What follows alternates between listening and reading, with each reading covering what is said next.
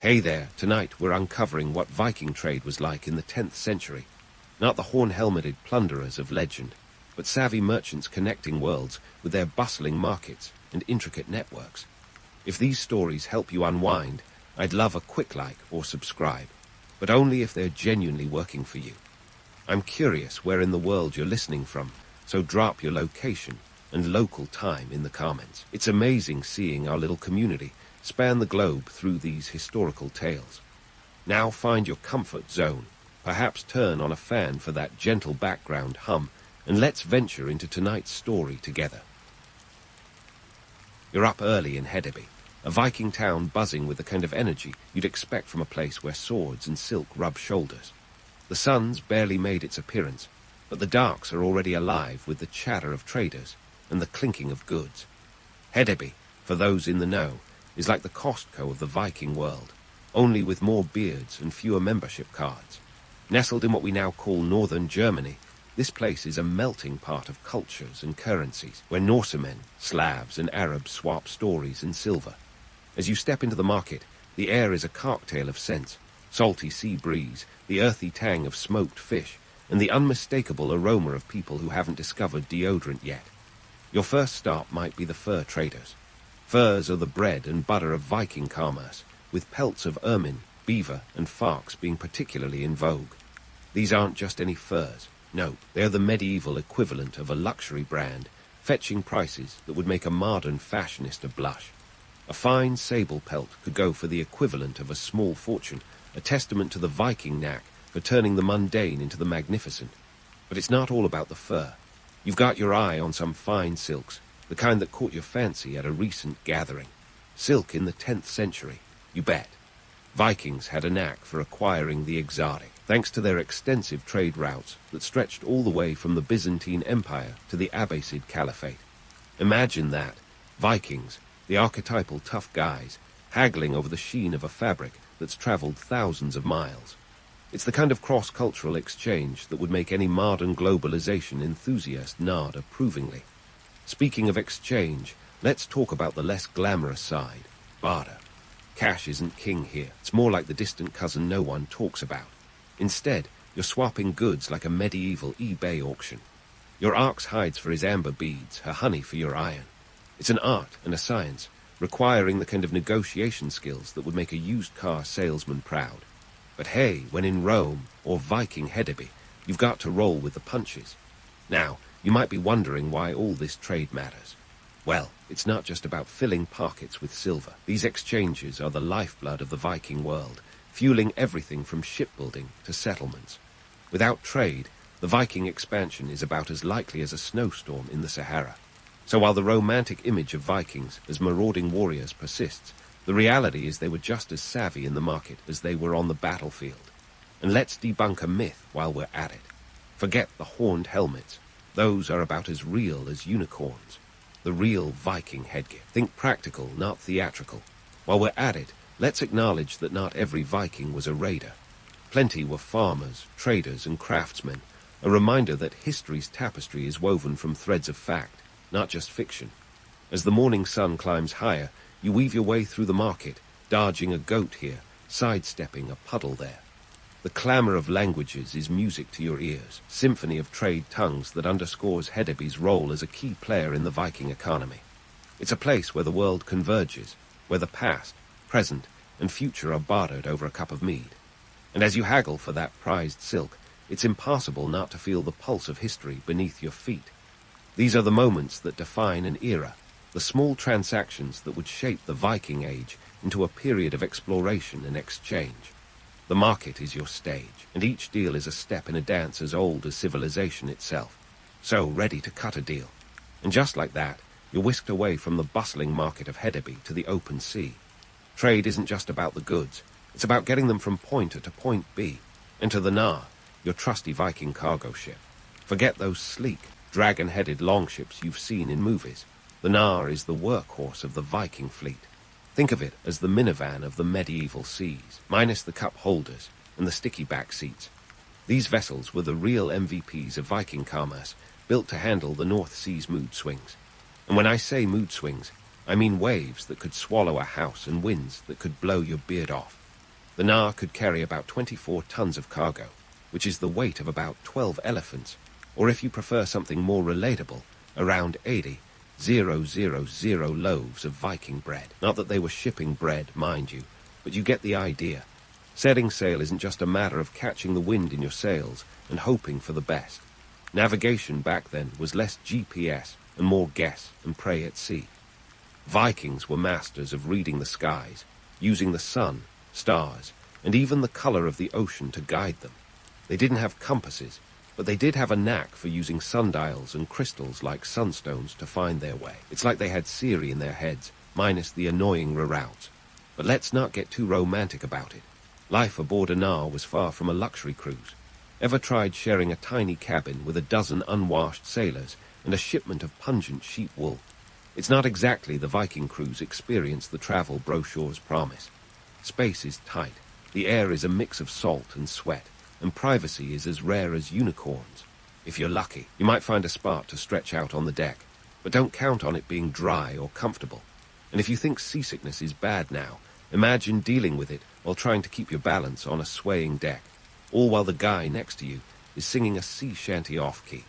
The North Sea is notorious for its unpredictable weather, a place where storms can brew faster than a Viking can chug a horn of mead.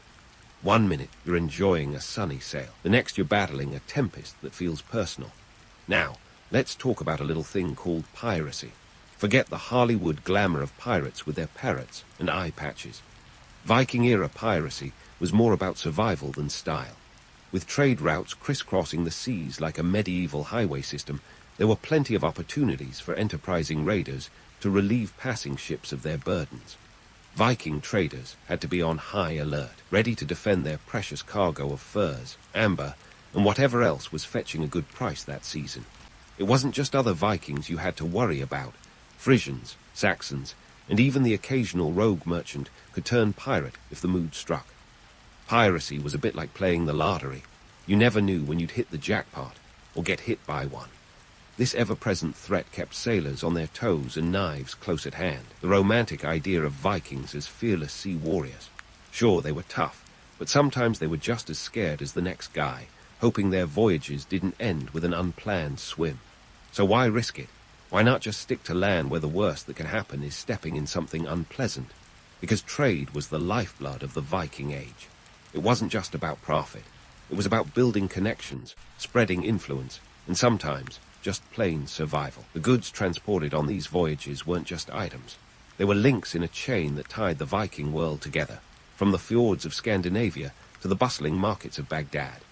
Trading across the North Sea was a gamble, but for those who dared, the rewards could be immense. It's no wonder they kept at it, braving storms, pirates, and the ever-present threat of mutiny from a crew fed up with dried fish and hard bread. Sailing the high seas was a dance with fate, a tango with destiny, and sometimes a wrestling match with the elements. But for the Vikings, it was all part of the adventure, the thrill of the unknown calling to them like a siren song. As you lean on the rail of your Nar, wind whipping at your face, and the horizon stretching out before you, it's easy to see why the Viking Age was a time of exploration and expansion. Each voyage was a step into the unknown, a chance to discover new lands, new markets, and new stories. So hoist the sails, steady your nerves, and keep your eyes on the stars. The sea is calling, and the adventure is just beginning. Just as you're getting into the groove of navigating the high seas, your trusty Nar bumps against the shores of England.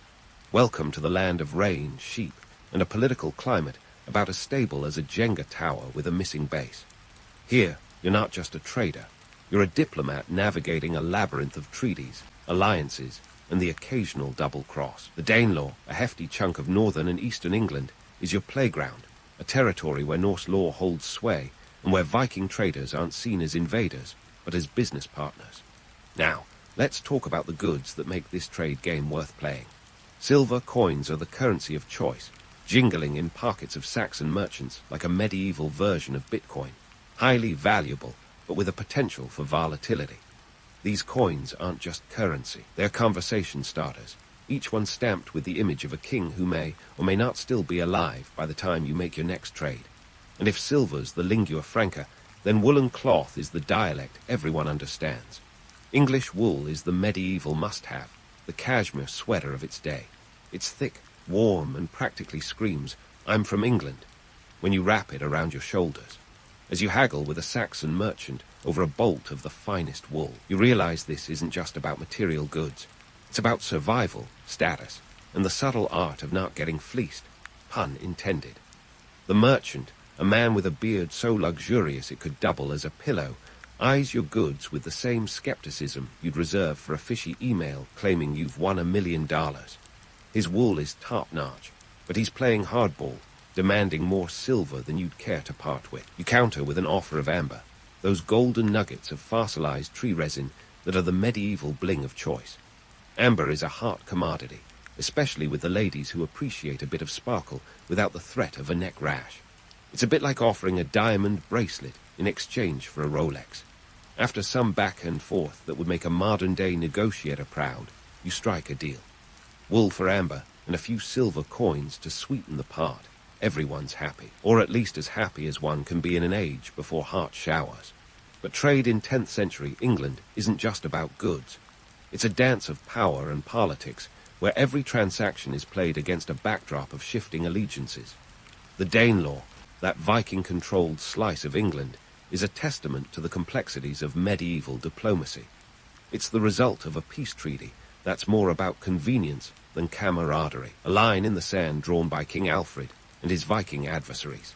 Think of it as an ancient version of a corporate merger, complete with plenty of fine print and the occasional hostile takeover attempt.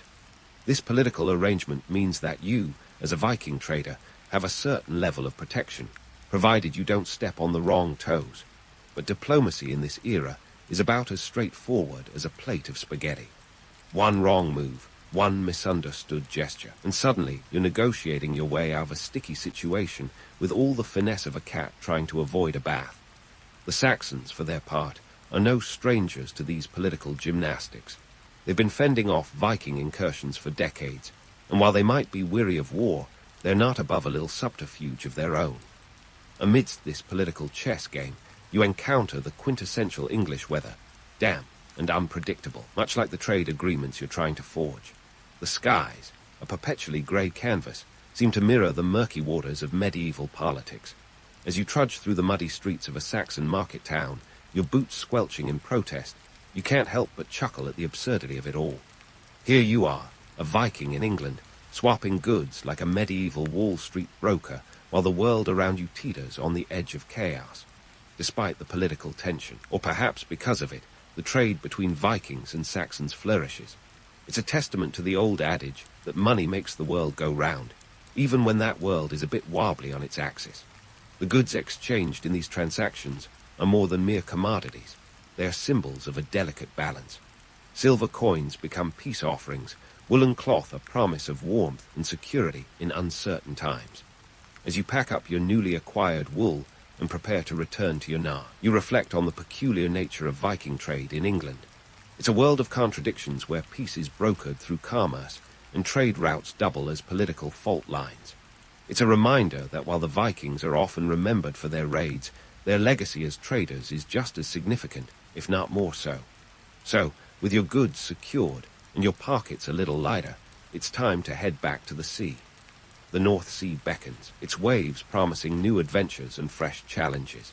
You leave behind the Saxon merchants with their silver coins and wool, a reminder of the intricate tapestry of trade and politics that defines the Viking Age. As you sail away from the English coast, the horizon stretches before you, a canvas of endless possibilities. Who knows what the next port will bring? But for now, the wind is in your sails, and the adventure continues. With the wind still at your back, and the English coast shrinking into a mere line on the horizon, you set your sights eastward, where the rivers of Europe snake their way into the heart of the continent like veins carrying the lifeblood of commerce. Forget the open seas. This is where the real magic happens. You're about to dive into the world of inland trade routes, where Viking traders transform into shrewd middlemen between the east and west. It's a bit like becoming a medieval FedEx, but with more furs and fewer tracking numbers. You see, the Vikings weren't just about sailing the high seas. They were also masters of navigating the labyrinthine waterways of Eastern Europe, stretching their trade networks from the Baltic Sea all the way to Byzantium. Picture the mighty Dnieper, Volga, and Don rivers as the highways of the medieval world, connecting far-flung markets with goods as exotic as the tales that accompany them. It's a journey that would take you from the chilly shores of the Baltic to the bustling bazaars of Constantinople, over 2,000 kilometers away. A trip that would make even Marco Polo consider a career change. But let's talk specifics. These trading routes weren't just for the adventurous or the foolhardy. They were economic lifelines. Take the trading post at Staraya Ladoga, often called the first Russian city. Established by the Vikings in the 8th century, it served as a gateway to the riches of the East. Here, you could find everything from amber and furs to spices and silks, all neatly packed and ready to dazzle buyers across the known world. Want a pound of black pepper? That'll be 1 gram of silver, please, more than enough to make you reconsider that extra sprinkle on your medieval mac and cheese. Now, let's bust the myth of the Vikings as mere marauders. Sure, they knew their way around a sword, but they were also the Amazon prime of the medieval world. Take amber, for example. This fossilized tree resin was the bling of choice, particularly prized in Byzantium for its beauty and purported mystical properties. A single piece of amber could fetch a price that would make a modern jeweler weep with envy. The Vikings, ever the opportunists, were more than happy to supply this demand, trading amber from the Baltic region to the buyers in Constantinople who couldn't get enough of the stuff.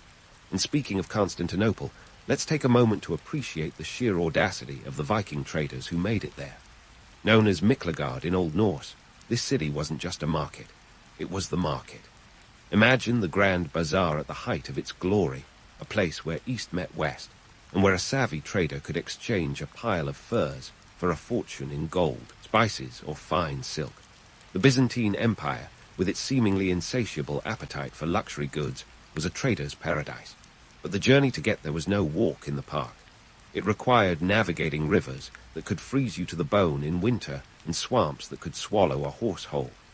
Then there were the portages, those delightful stretches where the river decided it was done being navigable, and you had to haul your ship overland like a medieval strongman competition. Picture a group of Viking traders, muscles straining as they dragged their gnar across muddy ground, all while keeping a wary eye out for bandits and rival traders who wouldn't think twice about adding your cargo to their own. Yet, it wasn't just the physical challenges that made the journey to Byzantium a Herculean task. There were political hurdles, too. The Rus Khaganate, a loose federation of Slavic and Norse peoples, controlled many of the trade routes leading to the Black Sea. Navigating their territory meant paying tribute, negotiating safe passage, and occasionally dealing with rulers who had a penchant for changing their minds as often as they changed their socks, which, given the hygiene standards of the time, wasn't that often. The political landscape was as treacherous as the physical one, with alliances shifting faster than you could say, Varangian Guard. The Varangian Guard, those elite Viking warriors who served as the Byzantine Emperor's personal enforcers. Talk about career opportunities. One minute you're slogging through the mud with a ship full of furs, the next you're guarding the Emperor himself in the opulent halls of the Great Palace. It's the kind of upward mobility that would make a modern career coach nod approvingly. And let's not forget the economic impact of these trade routes. The goods ferried along these rivers weren't just luxury items. They were symbols of status, power, and influence.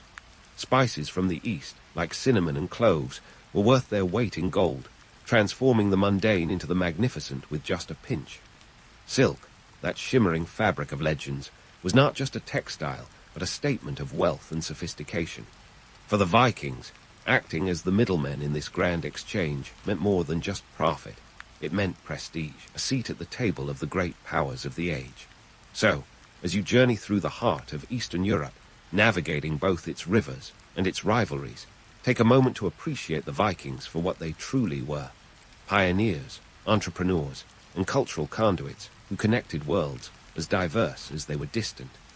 They were the unexpected architects of a global network long before the age of globalization, proving that history is often more than meets the eye. As the sun sets over the Dnieper, casting long shadows over your ship and its precious cargo, you realize that this is more than just a trade expedition. It's a voyage of discovery, a testament to human curiosity and ambition. And while the romantic image of the Viking as a fearless warrior endures, It's the trader, the diplomat, and the explorer who truly define the spirit of the age. With each stop along the river, each deal brokered in the flickering light of a campfire. You're not just trading goods, you're weaving the fabric of history itself. And yet the journey is far from over. The rivers still stretch ahead, a path untraveled, promising new markets, new cultures, and new stories waiting to be told. The allure of the East beckons with its tantalizing mysteries and the promise of untold riches. So grab your oar, steady your resolve, and keep your eyes on the horizon. The adventure is just beginning, and who knows what wonders the next bend in the river will reveal. But let's put a pin in the allure of the East for a moment and retrace our watery steps back to Hedeby. Ah, Hedeby, the bustling nucleus of Viking trade, where furs, silver, and spices converge like a medieval stark exchange floor, minus the shouting brokers. Here, trade isn't just a means to an end. It's a culture, an identity, a way of life that shapes everything from social hierarchies to the way people wash, or don't wash, their clothes. Back in the day, Hedeby was the place to be if you had a knack for turning a profit. You see, trade transformed more than just goods. It transformed society. It made the rich richer, the poor slightly less poor, and the ambitious climbed the social ladder like it was a Viking-themed game of chutes and ladders. In a world where land ownership was king, trade was the royal advisor whispering in its ear. The wealth generated by commerce had a ripple effect, influencing everything from politics to fashion. Suddenly, what you wore, whether it was a luxurious silk tunic or a simple woolen cloak, spoke volumes about your social standing. And let's not forget the cultural cocktail that was Viking trading towns. Picture a bustling marketplace where Norse, Slavs, Frisians, and Arabs mingle, each bringing their own languages, customs, and cuisines to the mix. It's a veritable United Nations of the 10th century, minus the endless debates and the bad coffee. This cultural blend didn't just diversify the Viking gene pool, it enriched their society, making it a melting pot of ideas and innovations. The Vikings weren't just taking goods home. They were bringing back new ways of thinking, new technologies, and yes, new recipes. Who knew that trade routes could double as culinary tours? But let's not sugarcoat it. This wasn't a utopia of harmony and prosperity. The reality, more like a balancing act on a knife's edge. Wealth distribution wasn't exactly equitable, and social mobility was a bit like trying to climb a greased pole in a rainstorm. The merchants and traders who struck gold, or silver in this case, could find themselves rubbing elbows with the aristocracy, while the less fortunate might find themselves stuck in the mud, both metaphorically and literally. Now, as the sun sets over Hedeby, casting a golden glow on the wooden rooftops and the mudded streets, let's take a moment to reflect on the dual nature of Viking trade. Sure, it was an adventure, a chance to see the world, to experience the thrill of the unknown. But it was also laborious, a grind that required perseverance, skill, and occasionally a willingness to engage in a little creative accounting. Trade was the beating heart of Viking society, the engine that drove them to explore, to connect, to conquer, not just through the sword, but through the quill and the ledger. And as we wrap up this whirlwind tour of the Viking trading world, it's worth pondering the legacy they left behind. Today, we might romanticize the Vikings as fearsome warriors with a penchant for pillaging, but their true legacy lies in their role as pioneers of commerce. They laid the groundwork for a network of trade that would shape the medieval world and beyond. They were the original globalists, the ones who dared to cross oceans and navigate rivers in search of profit, knowledge, and adventure. Now, as you walk away from Hedeby, the sounds of the market fading into the background, consider this. The march of commerce is as inevitable as the tides. It's a force that has shaped human history, for better or worse, driving us to innovate, connect, and sometimes to exploit. The Vikings understood this, and they embraced it, leaving an indelible mark on the world that resonates even today. So, as you close the book on this chapter of Viking history, remember the lessons of Hedeby. Embrace the adventure, but never forget the labor. Take pride in the legacy, but always question the myth. After all, history is a story written in both fact and fiction, and it's up to us to discern the truth hidden within its pages. And with that, I'll leave you to ponder your own voyages, your own adventures, and the stories you'll tell. Safe travels, wherever your journey may take you. If you've ever wrapped yourself in a cozy blanket and thought, wow, I'd love to know how ancient Peruvians got their loom on, You're in the right place. Welcome to a world where textiles were the Instagram of their time, showcasing status, style, and sometimes just how much you could flaunt your alpaca wool. We're diving into the early days of weaving in Peru, around 2500 BCE, when pre-Incan societies were already turning four-legged fluff into fabulous fabrics. Now, before you roll your eyes and say, textiles, really? Consider this. Back in the day, textiles were more than just something to keep you warm.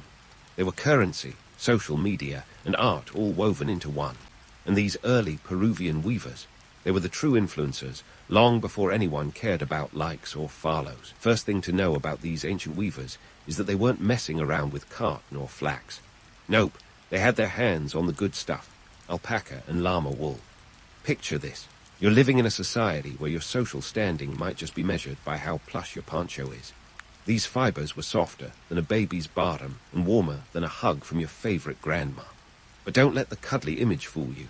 Turning animal fluff into something wearable was no easy feat. These early Peruvians were working without the conveniences of modern technology or, say, YouTube tutorials.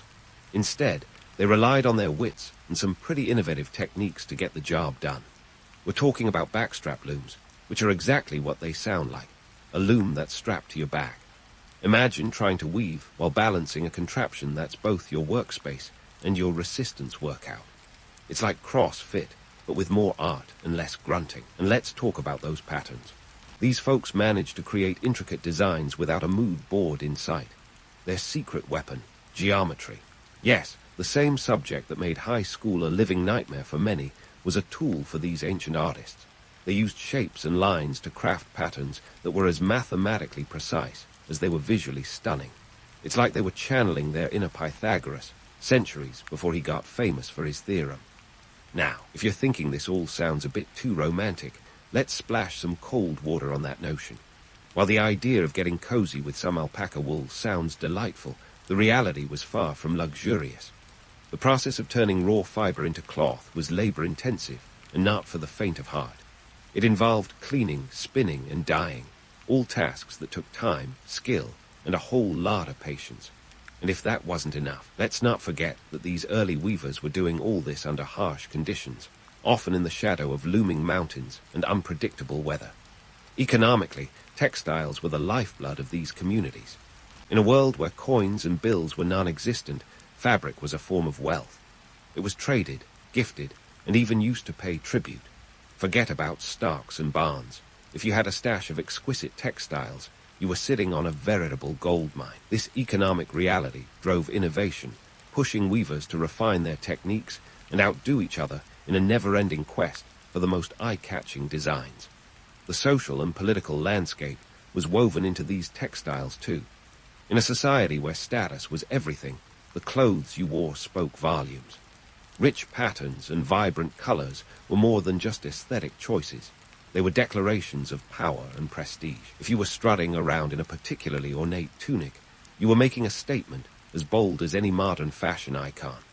And that's before we even get into the ceremonial aspects, where certain patterns and colors held spiritual significance, connecting the wearer to the divine or marking important life events. So, why does all this matter? Well, these early weaving techniques laid the foundation for a textile tradition that would influence countless generations, with a blueprint for what would become an integral part of Peruvian culture, one that endures to this day. Weaving wasn't just about making clothes. It was about creating a legacy, spinning stories into every thread, and crafting a narrative that would outlast the weavers themselves. In debunking the myth of the idyllic life of an ancient weaver, we find something even more compelling, a testament to human ingenuity and resilience. These weavers were the unsung heroes of their time, defying the odds with nothing but raw fiber, rudimentary tools, and a whole lot of grit. Their story is a reminder that while history may not always be glamorous, it's always full of surprises. And sometimes, those surprises are as soft and warm as a well-worn alpaca shawl. So, with the foundation laid by these early weavers, the Inca Empire took textile artistry to new heights, weaving a legacy as intricate as their tapestries. Step aside. Renaissance painters. These folks were the true masters of color and form, and they did it without a single can of spray paint. The Inca, who flourished between the 15th and 16th centuries, treated textiles not just as utilitarian objects, but as a form of communication. Imagine if every time you wanted to send a text, you had to weave an entire tunic. These textiles were like the social media feeds of the Inca world, broadcasting everything from personal status to political propaganda. Forget emojis, the Inca had motifs. Each pattern, each color held meaning, signaling everything from one's village to one's rank in society. It was a language of its own, rich with symbolism and as complex as a soap opera plot. And just like in any good drama, there were clear hierarchies. Only the finest vicuña wool, a material so soft it could make cashmere feel like sandpaper, was reserved for the nobility. Vicuña, a wild cousin of the alpaca, produced wool so delicate and rare that it took a herd to make a single garment. In terms of economic importance, the Inca treated textiles with the reverence one might give to the holy grail of investments. Forget gold and silver, those were more for show. The real wealth was in the wool. Textiles served as currency, a bartering chip in a society that had no need for coins. The Inca economy was essentially a giant swap meet, where a beautifully woven cloth could get you a llama or a plot of land, depending on how tightly you were weaving those intricate patterns.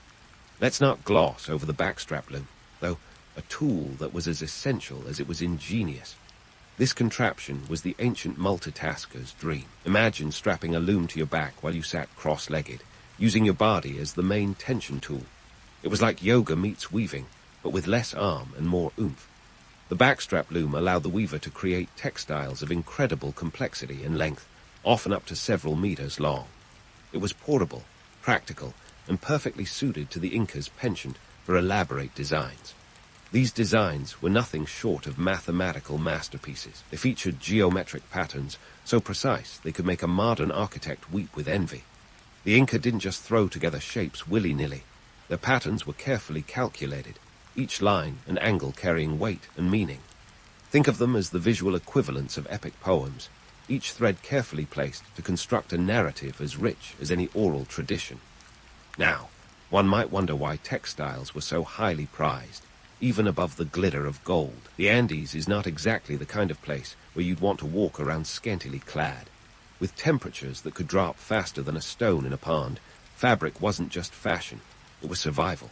The Inca understood that a good poncho could be a lifesaver, literally. And when your life depends on something, you tend to value it more than a shiny rock.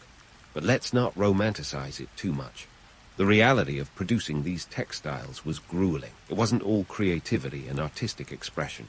It was labor-intensive, repetitive, and required a level of precision that would test the patience of a saint. The weaving process involved multiple stages: shearing, cleaning, spinning, dyeing, and finally weaving. Each step required a specific skill set, and the slightest error could unravel hours of work. It's no wonder these textiles were so valued. They were the products of skill, sweat, and sometimes tears. Socially, textiles were the great equalizer and the great divider all at once. In a world without written records, they were the CV, the portfolio, and the badge of honor. The more elaborate your textile, the higher your status. It was a visual shorthand for anyone who saw you passing by, a bit like wearing a designer label today, but with a lot more effort involved. Yet, it's this very effort that underscores the textile's value. In a society where social mobility was limited, a well-crafted textile could be a ticket to a better life, albeit one painstakingly woven over time.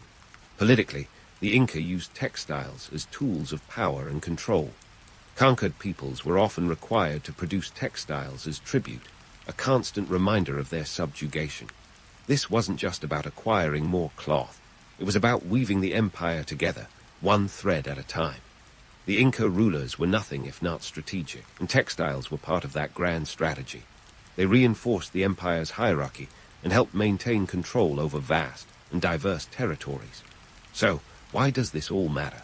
Because these textiles were more than just beautiful objects. They were a testament to human ingenuity and creativity. They show us a society that valued skill and artistry, that understood the power of symbols, and that used textiles as a way to express identity and authority. In debunking the myth of the carefree Inca weaver, we uncover a society as complex and nuanced as the textiles they produced. As we spin the threads of this story further, remember this. In the Inca world, Textiles were the ultimate expression of life and culture. They were the threads that connected people, told stories, and built an empire. The Inca may have fallen, but their textiles remain, a vibrant legacy woven into the very fabric of history. And that, my friends, is a tale worth unraveling. As we spin further into this yarn of history, it's time to unravel the political wizardry that the Incas wove into their textiles. You see, when it came to propaganda, the Incas didn't just rely on grand proclamations from the mountaintops. No, they were far more subtle and stylish, because who needs a loudspeaker when you have a loom? In the grand Incan Empire, textiles were the silent persuaders, the original spin doctors, and the ultimate symbol of statecraft. Let's take a moment to appreciate the Inca knack for multitasking. After all, they didn't just want you to look good in their textiles, they wanted you to think good too. Imagine if every piece of clothing you owned was a walking billboard for the empire, conveying messages of power, unity, and occasionally a not-so-subtle reminder of who was in charge. Forget about wearing your heart on your sleeve. The Incas had you wearing your allegiance all over your body. Now, let's talk specifics. The Incas ruled over a sprawling empire that stretched over 500 miles along the Andes, from modern-day Colombia to Chile. That's a long way to go to spread a message, especially when you're relying on llamas instead of Wi-Fi. But the Incas had a solution. Textiles as communication tools. They used different patterns and colors to signify everything from political alliances to military victories. It's as if every poncho and tunic was a mini press release, delivered with flair and finesse. Consider the quipu, those enigmatic knotted strings often mistaken for some kind of ancient Peruvian macrame project. While quipus were primarily used for record-keeping, textiles served a complementary role in communication. Together, they created a dual system of information dissemination that was as intricate as it was effective. The textiles were the visual representation of the empire's narrative, while the quipu provided the data points. It's like having both a pie chart and the pie itself, each with a slightly different flavor of information. The true genius of the Inca textile propaganda machine was its ability to weave a sense of unity across a diverse empire. Remember, the Incas were rulers over a patchwork of cultures and languages, each with its own traditions and quirks. By creating a standardized textile language, they managed to stitch these disparate groups together, literally and figuratively. Think of it as the ancient equivalent of a national anthem, only instead of singing it, you wore it. But let's not get too starry-eyed. This wasn't just about promoting harmony and good vibes. The Inca rulers were nothing if not pragmatic, and they knew that maintaining control over such a vast territory required more than just goodwill. Textiles were a tool of control, a reminder of the empire's reach and authority. Conquered peoples were often required to produce textiles as part of their tribute, a constant, intangible reminder of their new rulers. It was a system that ensured loyalty and submission, one thread at a time.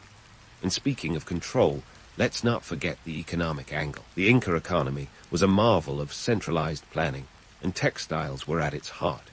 They functioned as a form of currency, a medium of exchange that was as practical as it was beautiful. If you were part of an Inca community, you might find yourself weaving textiles as part of your tax obligations. It's like paying your taxes with knitting needles instead of cash, with each stitch contributing to the empire's wealth. But here's where the plot thickens. The Incas were masters of perception, and they knew how to use textiles to project an image of prosperity and stability. In a world where appearances mattered as much as reality, the Inca rulers understood that looking good was half the battle. The vibrant colors and intricate designs of their textiles were a testament to their resources and craftsmanship, a visual declaration of their empire's success. It was a PR strategy that would make any modern marketer envious. Let's pause for a moment to debunk a common myth, that the Inca textile system was all sunshine and rainbows. Sure, the fabrics were beautiful, but producing them was no easy task. The labor involved was immense, often requiring entire communities to work together to meet the empire's demands. It was a system that relied on hard work and discipline, with little room for error. The reality was a far cry from the romantic image of carefree weavers spinning tales in the sun. And yet, there's something undeniably alluring about the Inca textile legacy. Perhaps it's the way they managed to weave art, politics, and economics into a seamless tapestry. creating something that was as functional as it was beautiful. Or maybe it's the way they used textiles to tell their story, a narrative that continues to captivate us centuries later. Whatever the reason, the Inca textiles remain a fascinating testament to human creativity and ingenuity. In the end, the Inca textile system was more than just a means of communication or a tool of control. It was a reflection of a complex and sophisticated society. It was a way for the Incas to leave their mark on history, one thread at a time. And as we continue to unravel their story, let's remember that in the world of the Incas, textiles were not just garments, they were the fabric of an empire. As we prepare to delve deeper into the intricacies of Inca textiles, let's keep our eyes on the threads that bind this story together. There's more to uncover in this epic tale of artistry and empire, and we're just getting started. So, grab your metaphorical loom, and let's continue to weave our way through history, one stitch at a time. As we continue to unspool the threads of history, let's weave through the tapestry of myths and legends that have wrapped themselves around ancient Peruvian textiles like a cozy but slightly misleading alpaca shawl. You see, when it comes to these age-old fabrics, the line between fact and fiction is thinner than a vicuña hair. But before we unravel these tales, let's talk about why they even exist. The allure of magical threads and divine weavers taps into a universal human tendency, the desire to romanticize the past. It's like finding an old postcard from a bygone era and imagining that life was simpler, more enchanting, and decidedly less reliant on public transport delays. The truth, however, is that while ancient textiles were indeed masterpieces, their creation was far from a whimsical affair. Take, for instance, the notion that the weavers of ancient Peru were somehow channeling divine inspiration, their hands guided by the gods themselves. It's a charming thought, akin to envisioning Michelangelo painting the Sistine Chapel under direct celestial instruction. Yet, the reality is far grittier. These weavers were artisans, yes, but they were also laborers, often bound by the economic demands of their time. Their tools were not enchanted, they were practical, honed by necessity and innovation. Consider the myth of the enchanted loom, a staple in many romanticized accounts. According to legend, these looms practically wove themselves, producing textiles of dazzling complexity overnight. The truth, as you might suspect, is less mystical. The backstrap loom, for example, was an ingenious piece of engineering, but it didn't come with a magic wand. It required skill, patience, and a back that could withstand hours of sitting, hunched over, ensuring each thread was perfectly placed. If magic was involved, it was of the sweat and calluses variety. And let's not forget the so-called sacred dyes that supposedly imbued the fabric with mystical properties. While some dyes were indeed derived from rare and exotic sources, cochineal insects for red, anyone, they were cherished more for their vibrant hues and trade value than for any mythical powers. These dyes were sought after because they were difficult to produce, requiring vast quantities of raw material and a keen understanding of chemistry. The process was more alchemy than sorcery, grounded in the practicalities of trade and commerce. Speaking of trade, let's debunk another myth, the idea that ancient Peruvian textiles were solely the product of isolated communities, untouched by the outside world. Romantic as it may be to envision a lone weaver crafting masterpieces on a serene Andean hillside, the truth is that these textiles were part of a vast and interconnected trade network. They were exchanged along routes that spanned the Andes and beyond, traded for goods ranging from foodstuffs to precious metals. The world of ancient Peru was a bustling hub of economic activity, not a pastoral idyll. This brings us to the everyday reality faced by these weavers. Far from being carefree artisans, they were often under immense pressure to produce textiles not just for personal use, but as a form of tribute or tax. In the Inca Empire, for instance, the mira system required labor from its citizens, and weaving was a common duty. Imagine being bound to a loom not by inspiration, but by obligation, your output dictated by the needs of the state. It's a reminder that while we love to celebrate the artistic achievements of the past, they were frequently born of necessity rather than luxury. Let's also dispel the notion that these textiles were purely objects of beauty. They were practical, serving purposes that ranged from clothing to ceremonial use, and even as burial offerings. The funerary wrappings found in Paracas, for example, were not just shrouds but statements, rich in symbolism and designed to accompany the deceased into the afterlife. These textiles were woven with intent and meaning, but their creation was grounded in the realities of life and death, not fairy tales. And while we're on the topic of myths, let's tackle one of the most persistent, the idea that the weavers were solely women, working in cloistered isolation.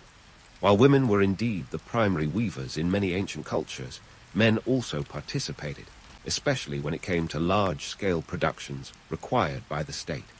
Weaving was a communal activity, one that often involved entire families or communities. It was a social endeavor as much as it was an economic one, a testament to collaboration rather than individual genius. So, why do these myths persist? Perhaps because they offer an escape from the mundanity of reality, a chance to believe in a world where art is the product of divine intervention rather than human toil. Yet, in debunking these myths, uncover a narrative that is far more compelling, a story of resilience, innovation, and the indomitable human spirit. In the end, the true magic of ancient Peruvian textiles lies not in their mythical origins, but in the hands that crafted them, the minds that conceived them, and the societies that wove them into their cultural fabric. These textiles are not just remnants of the past. They are vibrant threads that connect us to a history rich in complexity and nuance. As we prepare to weave further into this story, remember that the beauty of these textiles lies not just in their appearance, but in the stories they tell and the hands that crafted them. There's more to explore, more myths to debunk, and more truths to uncover. So, stay tuned as we continue to unravel the yarn of ancient Peruvian textiles, one thread at a time. And so, dear listeners, as we weave our way out of the ancient Andean highlands and into the modern world, let's unravel the colorful legacy of Peruvian textiles. You see, the threads of history have a funny way of knotting themselves into the fabric of today's fashion and culture, a testament to the timeless allure of a well-woven story. Now, let's talk about the real MVP of the textile world, the alpaca. This cuddly creature's wool is still prized today, not just because it's softer than a whisper in a library, but because it's a living connection to thousands of years of textile tradition. Whether you're strutting down a runway in Milan or just trying to keep warm in Milwaukee, an alpaca scarf is the ultimate status symbol, a nod to a legacy that was already ancient when Columbus was still trying to find India. But why, in an age where you can 3D print pretty much anything, do we still hanker for something handwoven? It's simple. Authenticity sells. There's an intangible quality to handwoven textiles, a warmth that no machine can replicate. It's like the difference between a handwritten note and a mass-produced Hallmark card. One says, "I care." The other says, "I found this in aisle 5. And let's not forget about the aesthetics. Ancient Peruvian techniques, with their geometric precision and vibrant colors, have infiltrated modern design in ways that are as subtle as they are striking. High-fashion designers, from Italy to Japan, have drawn inspiration from these motifs, infusing their collections with a touch of Andean flair. Take, for instance, the intricate patterns of Masoni, which seem to whisper ancient secrets with every zig and zag. Or consider the boho chic movement, which owes a debt to the earthy colors and textures of traditional Peruvian textiles. Now, for a bit of cold water reality. While the idea of a handcrafted poncho might conjure images of artisans weaving in sun-dappled workshops, the truth is a bit grittier. Many of today's weavers in Peru and beyond still face economic hardships, with their craft undervalued in a world dominated by fast fashion. Yet, the demand for authentic, handwoven goods is rising as consumers seek alternatives to the disposable culture of mass production. It's a reminder that while technology has its place, there's a growing appreciation for the time, skill, and personal touch that come with traditional craftsmanship. Let's put some numbers to it. The global alpaca fiber market was valued at over $70 million in 2022 and is projected to grow as more people discover the joys of wearing something that doesn't itch like a woolly sweater from the discount bin. Meanwhile, Peru's textile exports continue to climb, with the United States and Europe being major consumers. So, next time you see a chic alpaca garment with a price tag that makes you gasp, remember that you're not just buying an item, you're investing in a piece of history. And speaking of investment, let's not ignore the cultural significance of these textiles. They are more than just fashion statements. They are storytellers, whispering tales of ancient empires and the people who built them, one thread at a time. When you wrap yourself in a Peruvian shawl or adorn your home with Andean-inspired decor, you're participating in a cultural exchange that spans millennia. Of course, we wouldn't be doing our job if we didn't debunk a myth or two. There's a prevailing notion that all Peruvian textiles are created equal, but the reality is a bit more nuanced. While the finest examples are indeed masterpieces of craft, skill, and design, not every piece of cloth woven in Peru is a museum exhibit waiting to happen. As with any art form, there are varying levels of quality, and as a discerning consumer, it pays to know your warp from your weft. Economically, the resurgence of interest in traditional textiles has been a boon for local economies, providing jobs and preserving skills that might otherwise have been lost to the relentless march of modernity. In many ways, the revival of these techniques is a form of resistance against cultural homogenization, a reminder of the uniqueness and value of indigenous traditions in a globalized world. In the grand tapestry of history, the legacy of ancient Peruvian weaving is a vibrant thread, one that continues to inspire and inform. It's a testament to the enduring power of art and craft, a reminder that beauty, like a well-spun yarn, is always in vogue. So, as we wrap up this journey through the looms of time, let's celebrate the artisans of the past and present, those unsung heroes who, one stitch at a time, have woven a legacy that transcends time and space. And there you have it, friends, a story spun from the fibers of history, one that continues to wrap us in its warm embrace. Whether it's a scarf, a tunic, or a tapestry, remember that the threads of ancient Peru are more than just strands of wool. They are the fabric of human ingenuity and creativity, a legacy as enduring as the Andes themselves. So, next time you're shopping for that perfect accessory, consider the story behind the weave. Because in a world of fleeting trends, the past is always stylish, and a good hand-woven scarf is never out of fashion. When the guards of geography were handing out real estate, Mesopotamia got the prime riverside property. Nestled snugly between the Tigris and Euphrates rivers, like a hammock slung between two trees, this fertile crescent of land is where humanity decided to try out this whole civilization business around 4500 BCE. Today's modern-day Iraq, this was the place where early settlers thought, hey, let's plant some roots here, despite Mother Nature's occasional tantrums that could quite literally wash away all their hard work. Let's talk geography first, because when it comes to real estate, it's all about location, location, location. Mesopotamia's strategic position was a dream come true for early settlers, even if they didn't have a Zillow app to check out the neighborhood. The land was fertile, thanks to the rivers, which provided water for irrigation, making it possible to grow crops. You see, agriculture was all the rage back then, and fertile soil was worth more than gold. Plus, the rivers made for handy highways, allowing people and goods to traverse the region without getting a camel stuck in a traffic jam. Now, before you start thinking this was some kind of Eden, let's throw in a little reality check. Those delightful rivers had a mind of their own. The Tigris and Euphrates were prone to some unpredictable flooding, and by unpredictable, I mean they could switch from a gentle trickle to a rampaging torrent faster than you can say, flash flood warning. While the annual floods could enrich the soil with silt, making the land incredibly fertile, they could also be devastating. Imagine waking up to find your crops underwater, your livestock doing the backstroke, and your mud brick house starting to resemble a soggy pile of oatmeal. But the early Sumerians were nothing if not resilient, and their decision to settle in this risky neighborhood speaks to their resourcefulness. The floods were a double-edged sword, bringing both destruction and renewal. The Sumerians learned to harness the power of the rivers through sophisticated irrigation systems. They dug canals, constructed levees, and essentially told the rivers, "You work for us now." This ingenuity allowed them to produce surplus crops, which in turn supported larger populations and led to the development of city-states. These city-states were the early VIPs of the ancient world, urban centers like Uruk, and Lagash, where you could find bustling markets, ziggurats reaching for the heavens, and scribes feverishly inventing writing on clay tablets. Picture a place where innovation was as common as the mud beneath their sandals. This was the seedbed of civilization, folks. Here's a fun fact. Uruk, one of the most prominent Sumerian cities, is often considered the world's first true city, and by 2900 BCE, it boasted a population of around 50,000. For context, that's roughly the number of people you'd find in a modern-day small town, all trying to coexist without the convenience of modern plumbing or Wi-Fi.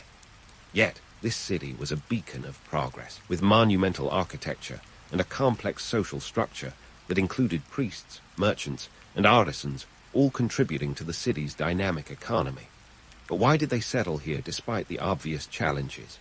Well, necessity is the mother of invention, and the Sumerians were nothing if not inventive. The fertile land meant they could grow enough food to feed a growing population. And food, as we all know, is the currency of civilization. It allowed people to settle down, specialize in different trades, and eventually build the complex societies that would lay the groundwork for everything from modern governance to your favorite streaming service. We can't forget the social and political factors at play. The rivers didn't just provide physical sustenance, they were also vital for trade. Mesopotamia was like the ancient world's grand central station, with trade routes crisscrossing the region, carrying everything from grain to luxury goods like lapis lazuli. This trade network helped to establish and maintain the city-state's wealth and influence. When you control the trade routes, you control the economy. And when you control the economy, well, you're pretty much the ancient equivalent of a rock star. However, let's bust a few myths while we're at it. The romantic image of ancient Mesopotamia as a peaceful paradise of progress is just that, a myth. The reality was far more complex. These city-states were often at each other's throats, engaging in territorial disputes and wars over resources. It's like a high-stakes game of Monopoly where everyone's trying to build hotels on boardwalk, but with more spears and fewer top hats. The constant conflict meant that these societies had to be ever vigilant and resourceful, further driving their innovations in technology and governance. So there you have it. The Tigris and Euphrates were both the bane and boon of the Sumerians. The environmental challenges they faced were daunting, but they rose to meet them with creativity and resilience. In doing so, they laid the foundations for countless aspects of modern life. It's a testament to the human spirit that they not only survived, but thrived in such a dynamic environment, turning a harsh landscape into the cradle of civilization. And so, the Sumerians did what any self-respecting civilization would do when faced with chaos and opportunity. They built some of the world's first city-states, each a beacon of innovation, and let's be honest, sibling rivalry on an epic scale. Imagine Uruk and as the Kardashians of the ancient world, each trying to outdo the other in extravagance and influence. These were no mere villages. Each city-state was like an independent nation, complete with its own government, ziggurats scraping the sky, and a penchant for squabbling over resources like two kids fighting over the last slice of pizza. Let's zoom in on Uruk, the big cheese of the Sumerian city-states. By 2900 BCE, Uruk wasn't just a city, it was a metropolis, a sprawling urban wonder that clocked in with a population of around 50,000. That's roughly the size of a small town today, but without the luxury of modern conveniences like indoor plumbing or Wi-Fi.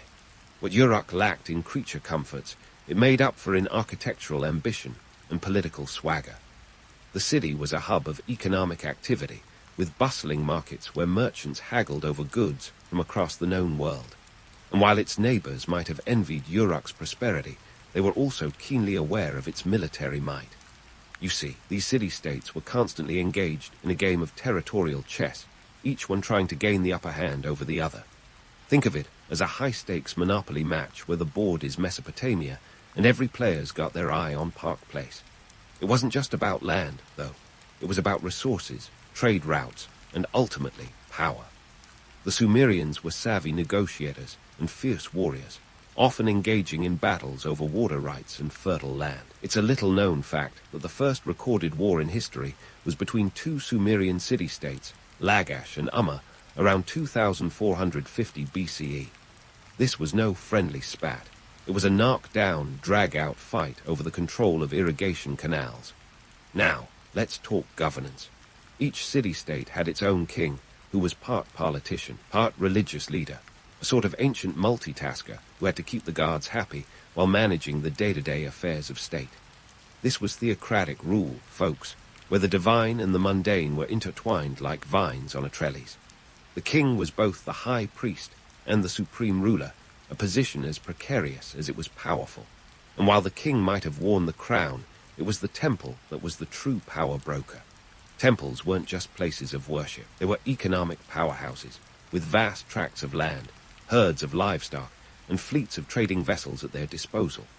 They were the Wall Street of ancient Sumer, controlling the flow of goods and services, and ensuring that the guards got their cut of the action. But how did these savvy Sumerians manage to keep track of all this wheeling and dealing?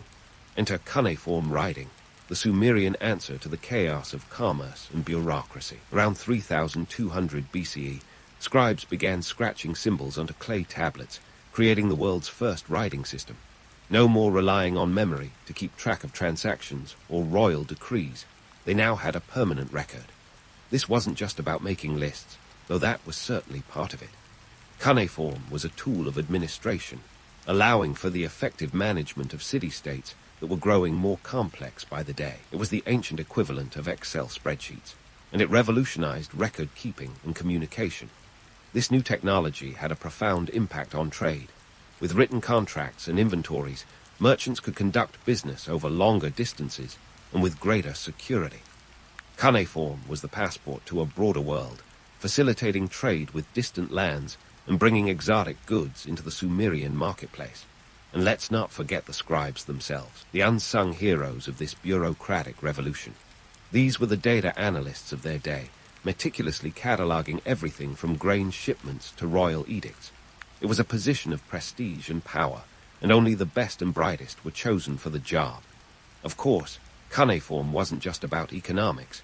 It also played a crucial role in the cultural life of Sumer. The Epic of Gilgamesh, one of the earliest works of literature, was written in this script, immortalizing the adventures of the legendary king of Uruk. Stories like these weren't just entertainment. They were cultural touchstones, shaping the identity of the Sumerians and giving us insights into their worldview.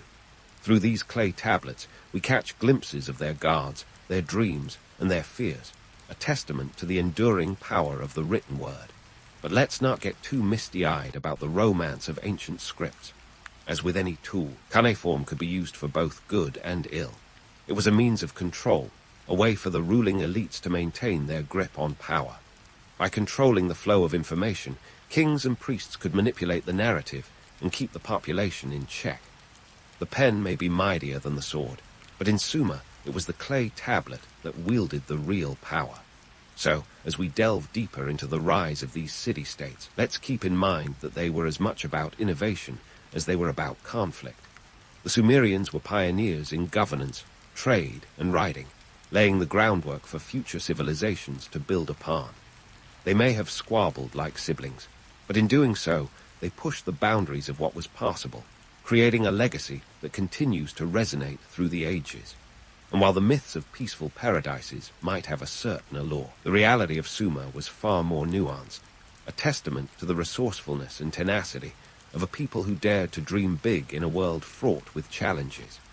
In the next installment, we'll dive even deeper into the social and economic intricacies of Sumerian life, exploring how these city-states navigated the choppy waters of diplomacy and trade.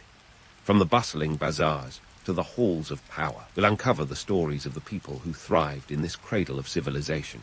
But for now, let's leave the Sumerians to their clay tablets and ziggurats, knowing that their story is far from over. Speaking of the Sumerians and their clay tablets, let's shimmy over to the social hierarchy that ran the show in these ancient city-states. Picture a social pyramid that would make any modern corporate ladder look like a kiddie slide. At the top of this hierarchy sat the priests, wielding power with divine authority like the rock stars of their age. Forget about your celebrity influencers with their millions of followers. These guys had the ear of the gods, or so they claimed, which, let's face it, was the ultimate backstage pass in a theocratic society. Ziggurats, those massive terraced structures that punctuated the Sumerian skyline, were more than just architectural marvels.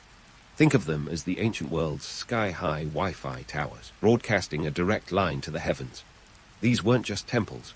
They were administrative centers where priests performed rituals, managed resources, and reminded everyone who was really in charge. The ziggurat of for example, was a veritable skyscraper of faith and governance, towering over the city like a colossal reminder of both divine and earthly power. But while the priests were busy communing with the divine, the rest of Sumerian society was hard at work, keeping everything running smoothly down on the ground. Enter the artisans and farmers, the unsung heroes who made the whole operation possible. These folks were the backbone of the economy, each with a distinct role that supported the city's bustling life. Farmers, in particular, were the MVPs, coaxing the fertile land into yielding the grain that fed the ever-growing population. You might call barley the Bitcoin of ancient Sumer. Used as a form of currency, it was fundamental to trade and commerce. Speaking of trade, let's not forget the bustling markets that were the lifeblood of these city-states. Sumer was a hub of economic activity, with trade networks stretching far and wide, bringing in goods from Anatolia, the Indus Valley, and beyond. Barley wasn't the only currency in play. Silver and other precious metals also changed hands, a testament to the increasingly complex economic systems that underpinned these societies. Picture a vibrant bazaar where merchants haggled over prices, artisans showcased their wares, and farmers sold their crops, all under the watchful eyes of scribes, recording every transaction in meticulous cuneiform. But life in Sumer wasn't all trade and temple rituals. There was a rich tapestry of daily life, woven from the threads of hard work and community. Artisans honed their crafts, producing everything from exquisite jewelry to practical pottery, each piece a testament to their skill and creativity. Their workshops were buzzing hives of activity, where apprentices learned the trade and masters passed down secrets honed over generations. Meanwhile, families gathered in their mud-brick homes at the end of a long day, sharing meals and stories, creating a sense of belonging that transcended the demands of daily life. However, let's not get too misty-eyed about the romance of ancient Sumerian life. The truth is, while these city-states were pioneering centers of innovation, they were also places of stark inequality. The social divide was as wide as the Euphrates in flood season. The upper echelons, including priests and high-ranking officials, lived in relative luxury, while the lower classes toiled endlessly to support the city's needs. It was a society where your birth dictated your future, and social mobility was about as common as a dry Tigris summer. Yet, it's important to recognize the interdependence that characterized this society. The division of labor wasn't just a reflection of inequality. It was a necessary response to the complexity of urban life. Specialization allowed the Sumerians to become remarkably efficient, with each person contributing to the greater good, whether they were plowing fields, crafting tools, or recording transactions. This specialization fueled economic growth, turning these city-states into powerhouses of the ancient world. Now, let's debunk a common myth, the idea that life in ancient Sumer was a relentless grind of toil and hardship.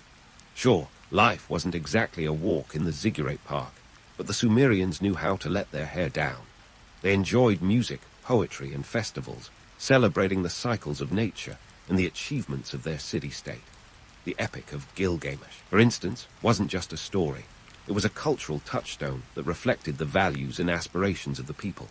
In a world where uncertainty was a constant companion, these cultural expressions provided a sense of continuity and hope. Of course, let's not pretend that the Sumerians were perfect paragons of virtue. Their society, like any other, had its fair share of conflict and intrigue. Rivalries between city-states often flared into open warfare, while internal power struggles were a constant threat. The priests might have claimed divine authority, but they were also savvy political operators, adept at navigating the treacherous currents of power. This was a world where alliances could shift as quickly as the Tigris in flood, and where keeping one's head above water required a keen sense of strategy.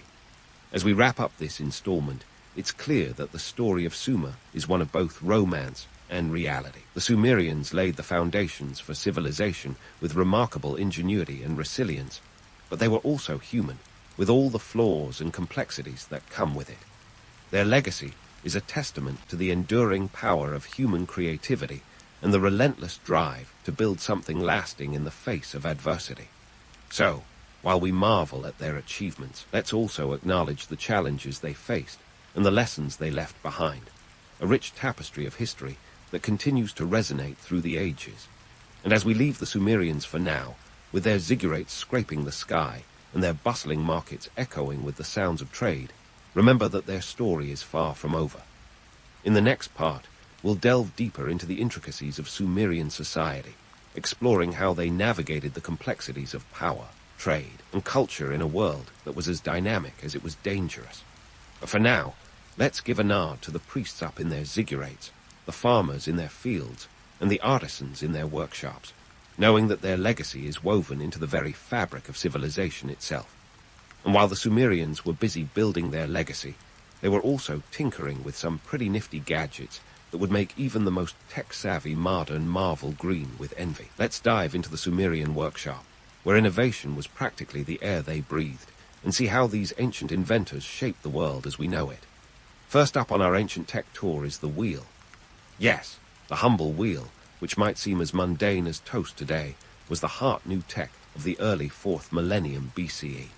The Sumerians took this round wonder and turned it into the engine of civilization, literally. While we can't pinpoint the exact moment someone thought, hey, let's roll with this, we do know that by 3500 BCE, they were using wheels for pottery, and by 3000 BCE, they had them on chariots. And bam, just like that, land transportation was revolutionized. This wasn't just about moving goods faster. It was about expanding horizons, connecting city-states, and laying the groundwork for trade routes that spanned vast distances. The wheel helped transform the Sumerians from isolated agricultural communities into interconnected powerhouses, capable of influencing regions far and wide.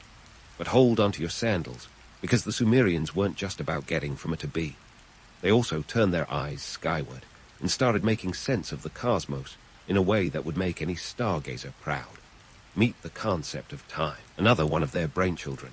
These folks were the original clock watchers, meticulously observing the heavens to create a calendar based on lunar cycles. By dividing the year into 12 months, and each month into about 30 days, they gave us the 360-degree circle, and eventually the 60-minute hour. This wasn't just an exercise in celestial curiosity. It was a vital tool for agriculture, allowing them to predict seasons and plan harvests with precision. Talk about a cosmic cheat sheet. The Sumerian calendar was as much about survival as it was about enlightenment, ensuring that the cycles of nature were in sync with the rhythms of society. While we're myth-busting, let's tackle the notion of the Sumerians as a peaceful, enlightened society.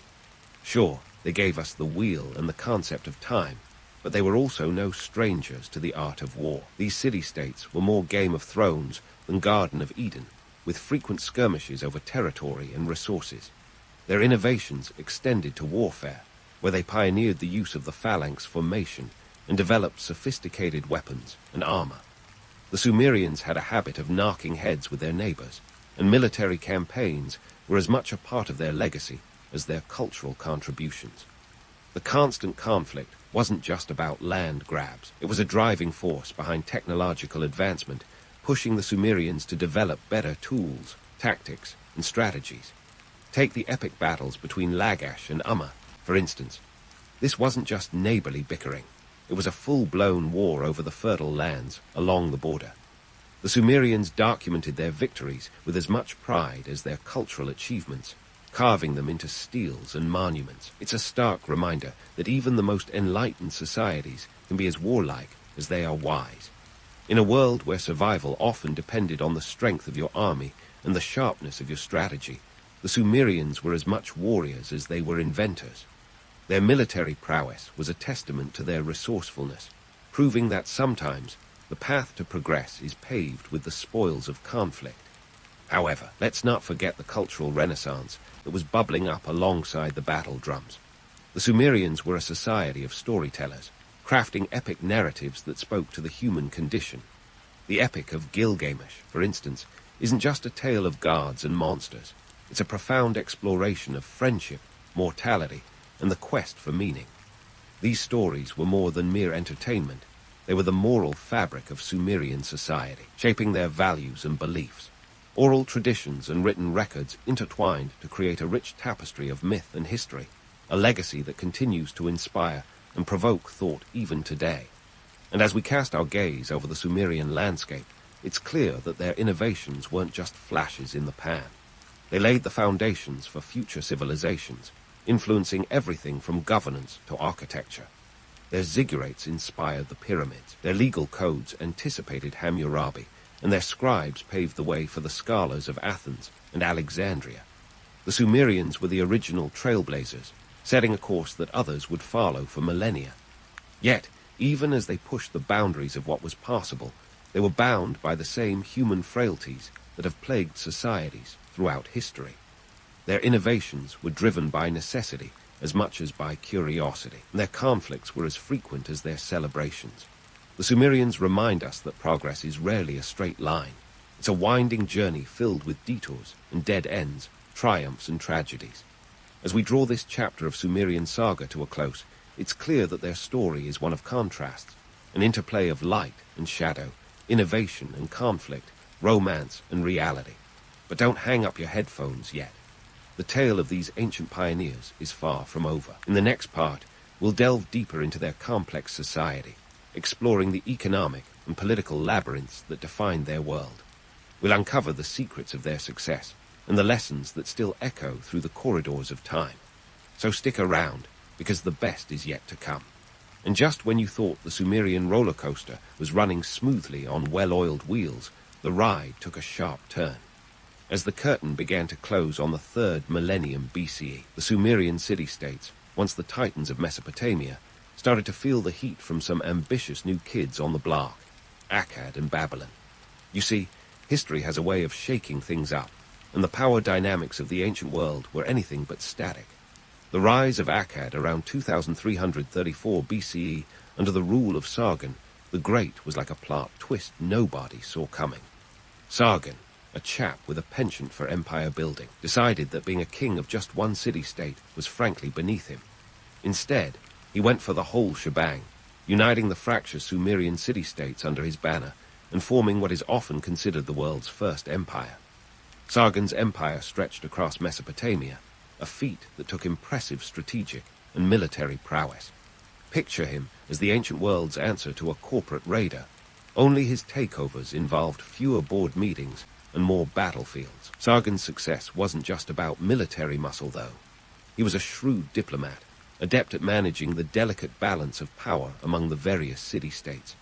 He utilized a network of governors to maintain control, ensuring that the empire was as much about administration as it was about conquest. The Akkadian Empire brought with it a centralized bureaucracy, a common language, and a standardization of weights and measures, tools that turned a patchwork of city-states into a cohesive whole. So, while Sumerian culture wasn't completely snuffed out, it was certainly overshadowed by Akkadian influence. The Sumerians found themselves in the peculiar position of being the pioneers who paved the way, only to be usurped by a more unified and efficient machine. Then, as if the Sumerians hadn't had enough of being outshone, enter Babylon around 1894 BCE. Founded by the Amorites, Babylon rose from the ashes of instability like a phoenix with a flair for grand architecture and an eye for cultural dominance.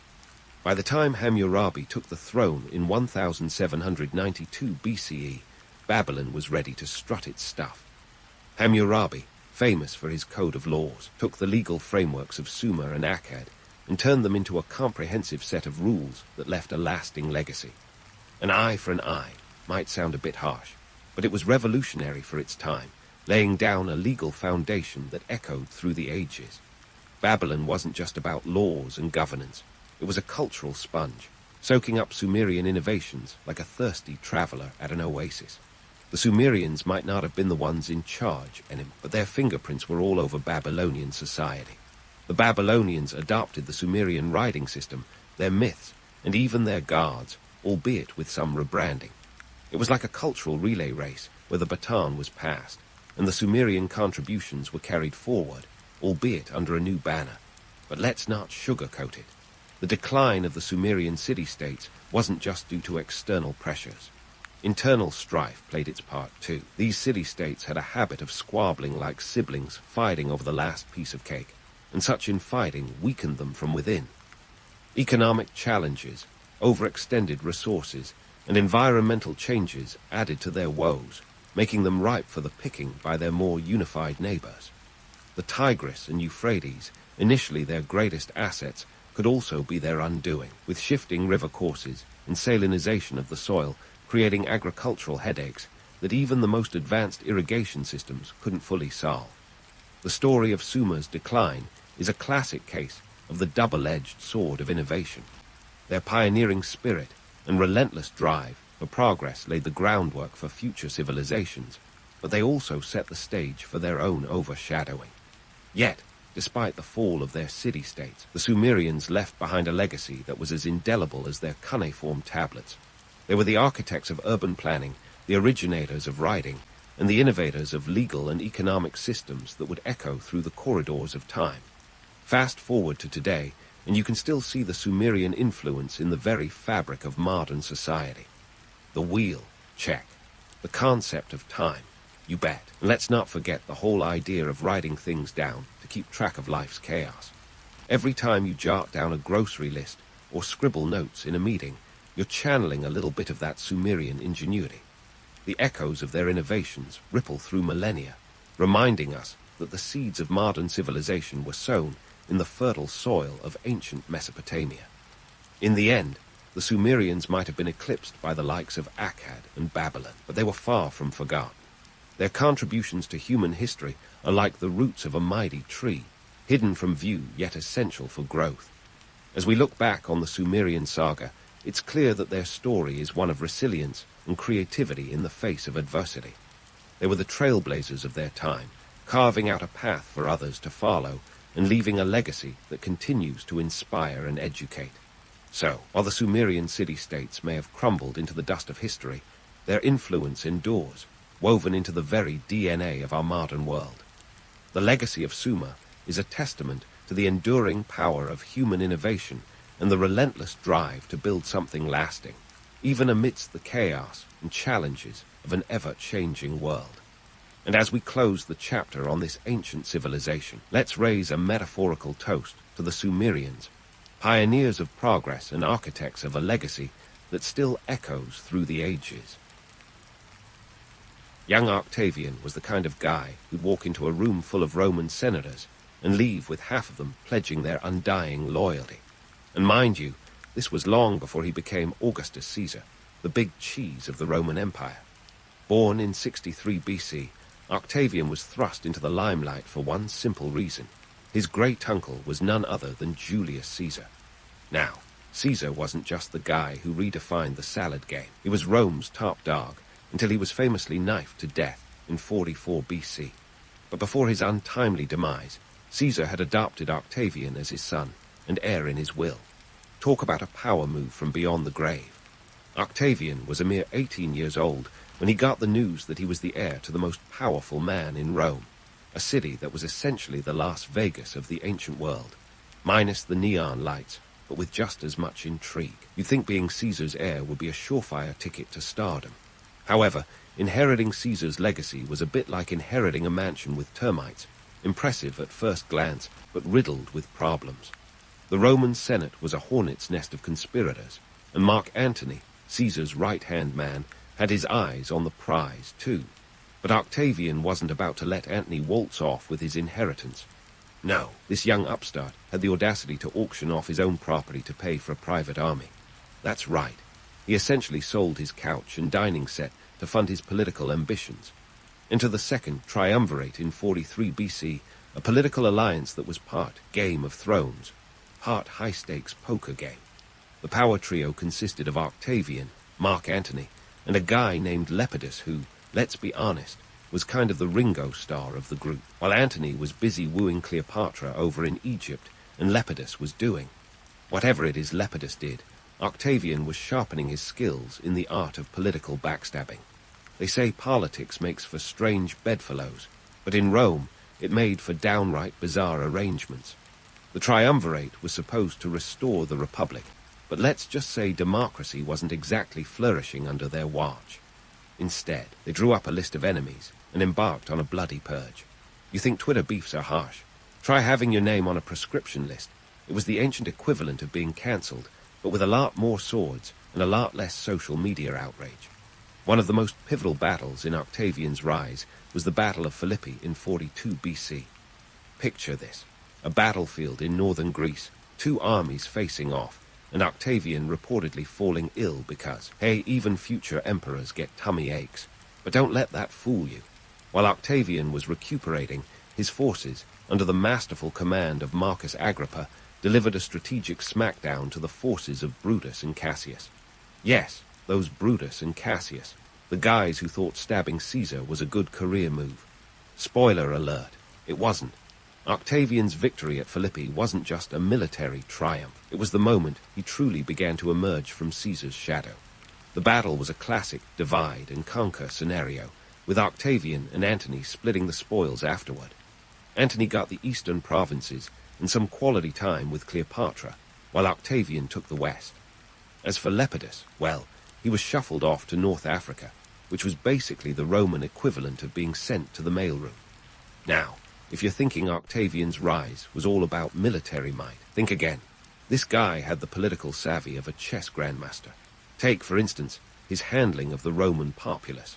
Octavian knew that to be loved by the people, you had to give them what they wanted: bread and circuses. He organized lavish games and distributed grain, essentially running an ancient PR campaign that would make modern spin doctors proud. But Octavian's path to power wasn't all smooth sailing. There were bumps along the road, like the time he had to deal with the fallout from Antony's dalliance with Cleopatra. The Roman people were none too happy about Antony cozying up to the Egyptian queen, fearing it might lead to a shift of power away from Rome. Octavian seized the moment, portraying himself as the true protector of Roman values. He even managed to snag Antony's will, which allegedly promised Roman territories to Cleopatra's children. Talk about a scandal. With the public and Senate in a frenzy, Octavian declared war on Cleopatra, dragging Antony into the fray by association. In the end, Octavian's blend of military acumen, political cunning, and a knack for reading the room like a seasoned stand-up comic paved the way for his ultimate triumph. By 31 BC, after the Battle of Actium, where he finally bested Antony and Cleopatra's forces, Octavian was the undisputed ruler of Rome. The Senate, probably realizing they were out of better options, gave him the title Augustus in 27 BC, a name that would echo through history. So next time you hear someone talking about Augustus, remember, he wasn't just a fancy title or a chapter in a history book. He was the guy who turned the chaos of inheritance into an empire, proving that sometimes the underdog with a knack for strategy and a dash of audacity can end up on top. So, fresh off his crowning achievement at the Battle of Actium, Octavian was riding high, and the Roman Senate decided to sweeten the deal by bestowing upon him the title of Augustus in 27 BC. It was a name fit for a deity, suggesting reverence and grandeur, like a Roman version of Your Majesty, but with a toga. But don't let the fancy new title fool you. Augustus was a master at the art of subtle power grabs. Take his so-called restoration of the Republic. If you believe that, I've got a bridge in ancient Rome to sell you. Augustus was a political Houdini, pulling off what might be the greatest PR stunt in history. He stepped into the Senate, claimed to be relinquishing his powers, and then, presto, he had them handed right back, but this time with a shiny legal veneer. You see, he cleverly retained control over the provinces with the most legions, the ultimate muscle in Roman politics.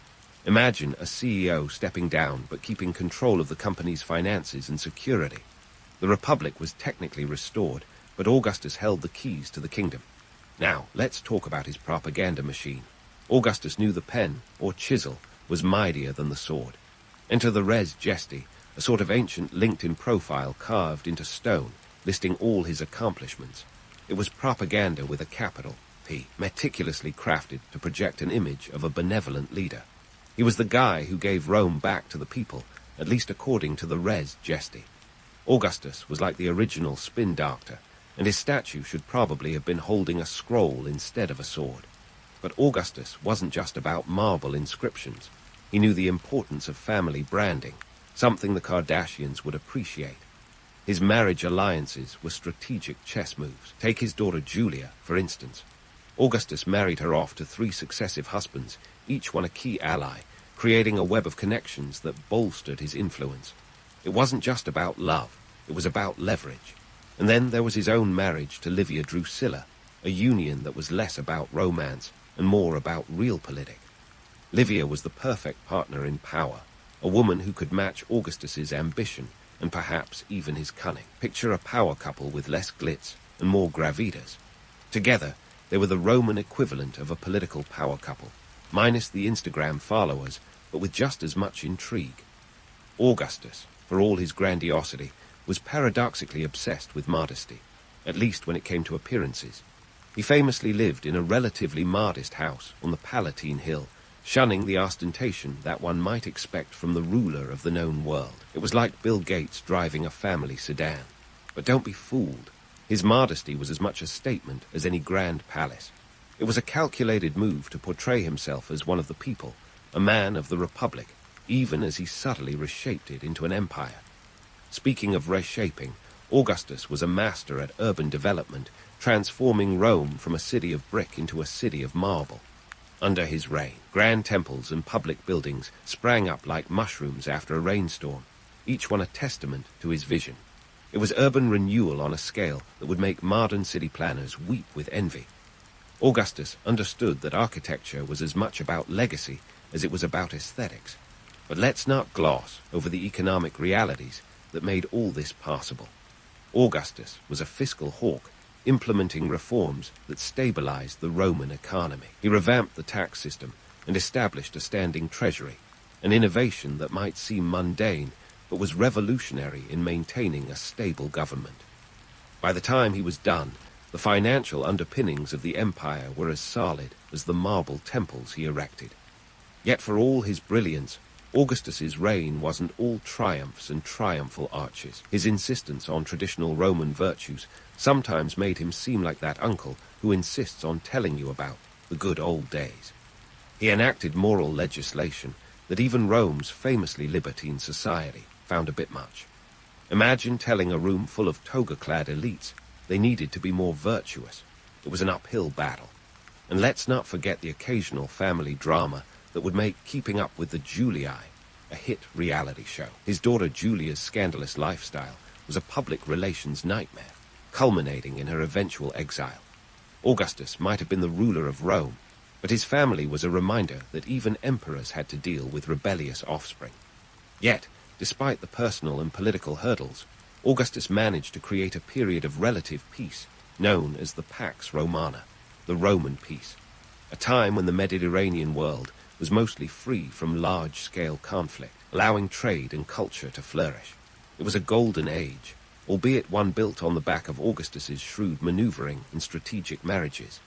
In the end, Augustus was a paradox wrapped in a toga, a man who claimed to restore the Republic even as he consolidated power, a ruler who lived in modesty while building an empire of opulence.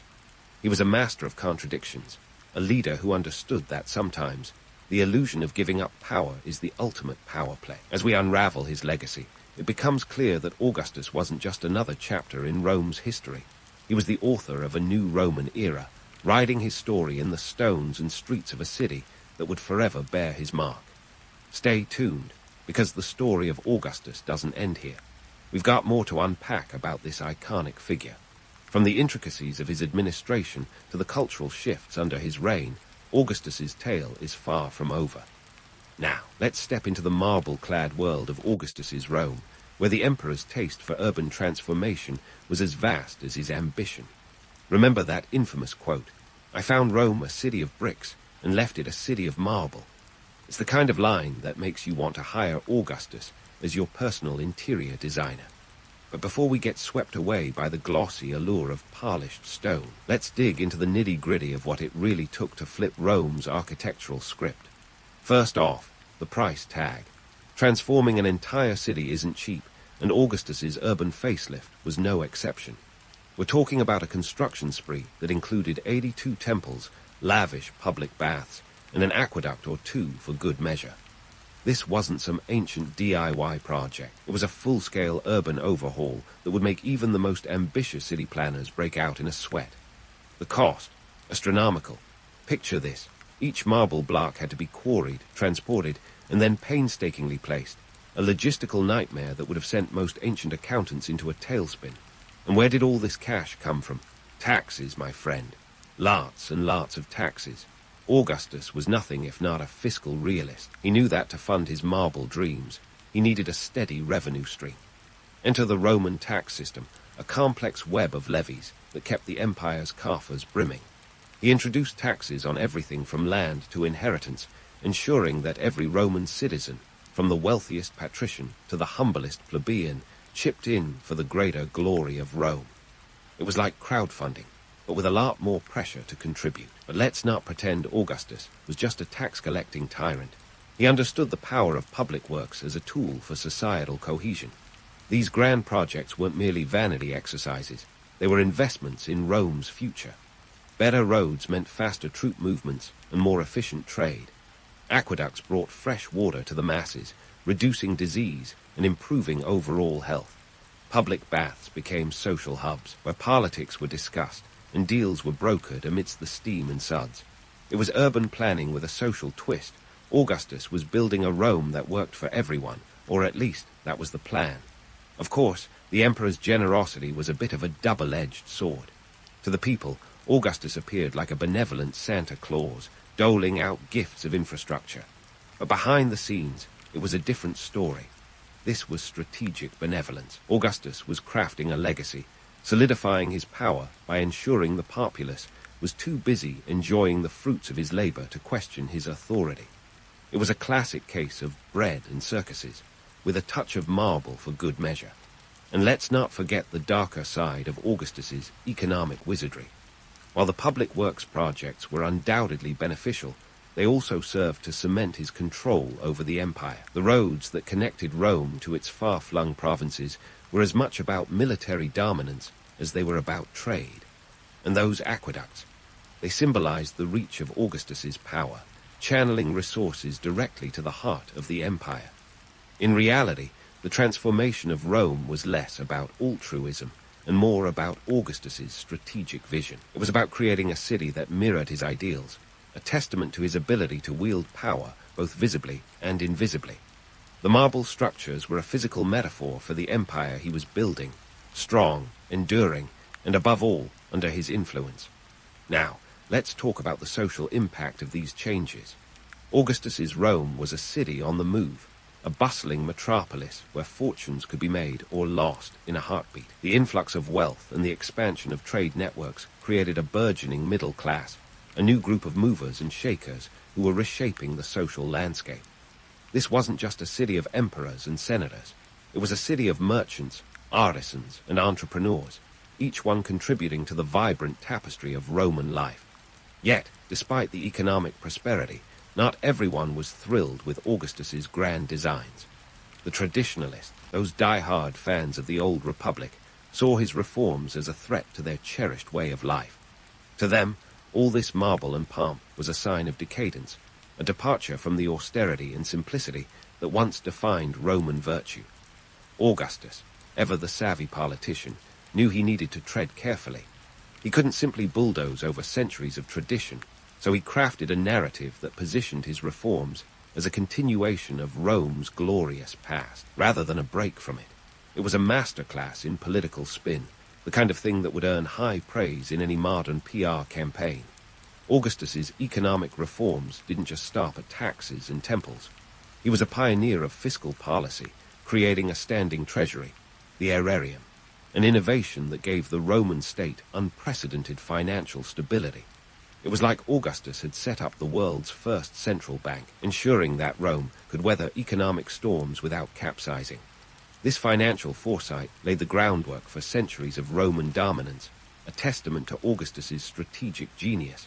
But for all his accomplishments, Augustus's reign was not without its detractors. His insistence on moral legislation, his attempts to legislate virtue, were about as popular as a toga at a punk rock concert. Roman society, with its love of indulgence and luxury, was hardly in the mood for Augustus's stern paternalism. Yet Augustus persisted, convinced that a return to traditional values was essential for Rome's survival. It was a noble goal, perhaps, but one that often clashed with the reality of Roman life. As we continue to unravel the story of Augustus, it's clear that his legacy is a complex tapestry of marble and mortar, ambition and restraint. He was a man who understood the power of symbols, who wielded them with the precision of a sculptor carving his masterpiece. His Rome was a city built not just of stone, but of ideas, ideas that would ripple through history long after the last marble block had been laid. Stay tuned for more on Augustus's empire as we delve deeper into his administration and the cultural shifts that defined his reign. This is only the beginning of a saga that continues to echo through the annals of history. Now, as we dive into the military strategies and border policies of Augustus, it's time to shift gears from the marble of Rome to the mud and blood of its frontiers. Augustus, the man who could finesse senators and charm the Roman populace, also had a talent for military strategy that was as sharp as a gladius. But let's not kid ourselves. Running an empire wasn't just about flashy monuments and political theatrics. It was also about knowing when to swing a sword and when to shake a hand. Augustus's approach to expansion was like a masterful game of chess, where every move was calculated and every pawn had its place. Augustus's empire stretched across 3 continents, and he knew that extending Rome's reach wasn't just about conquest, it was about sustainability.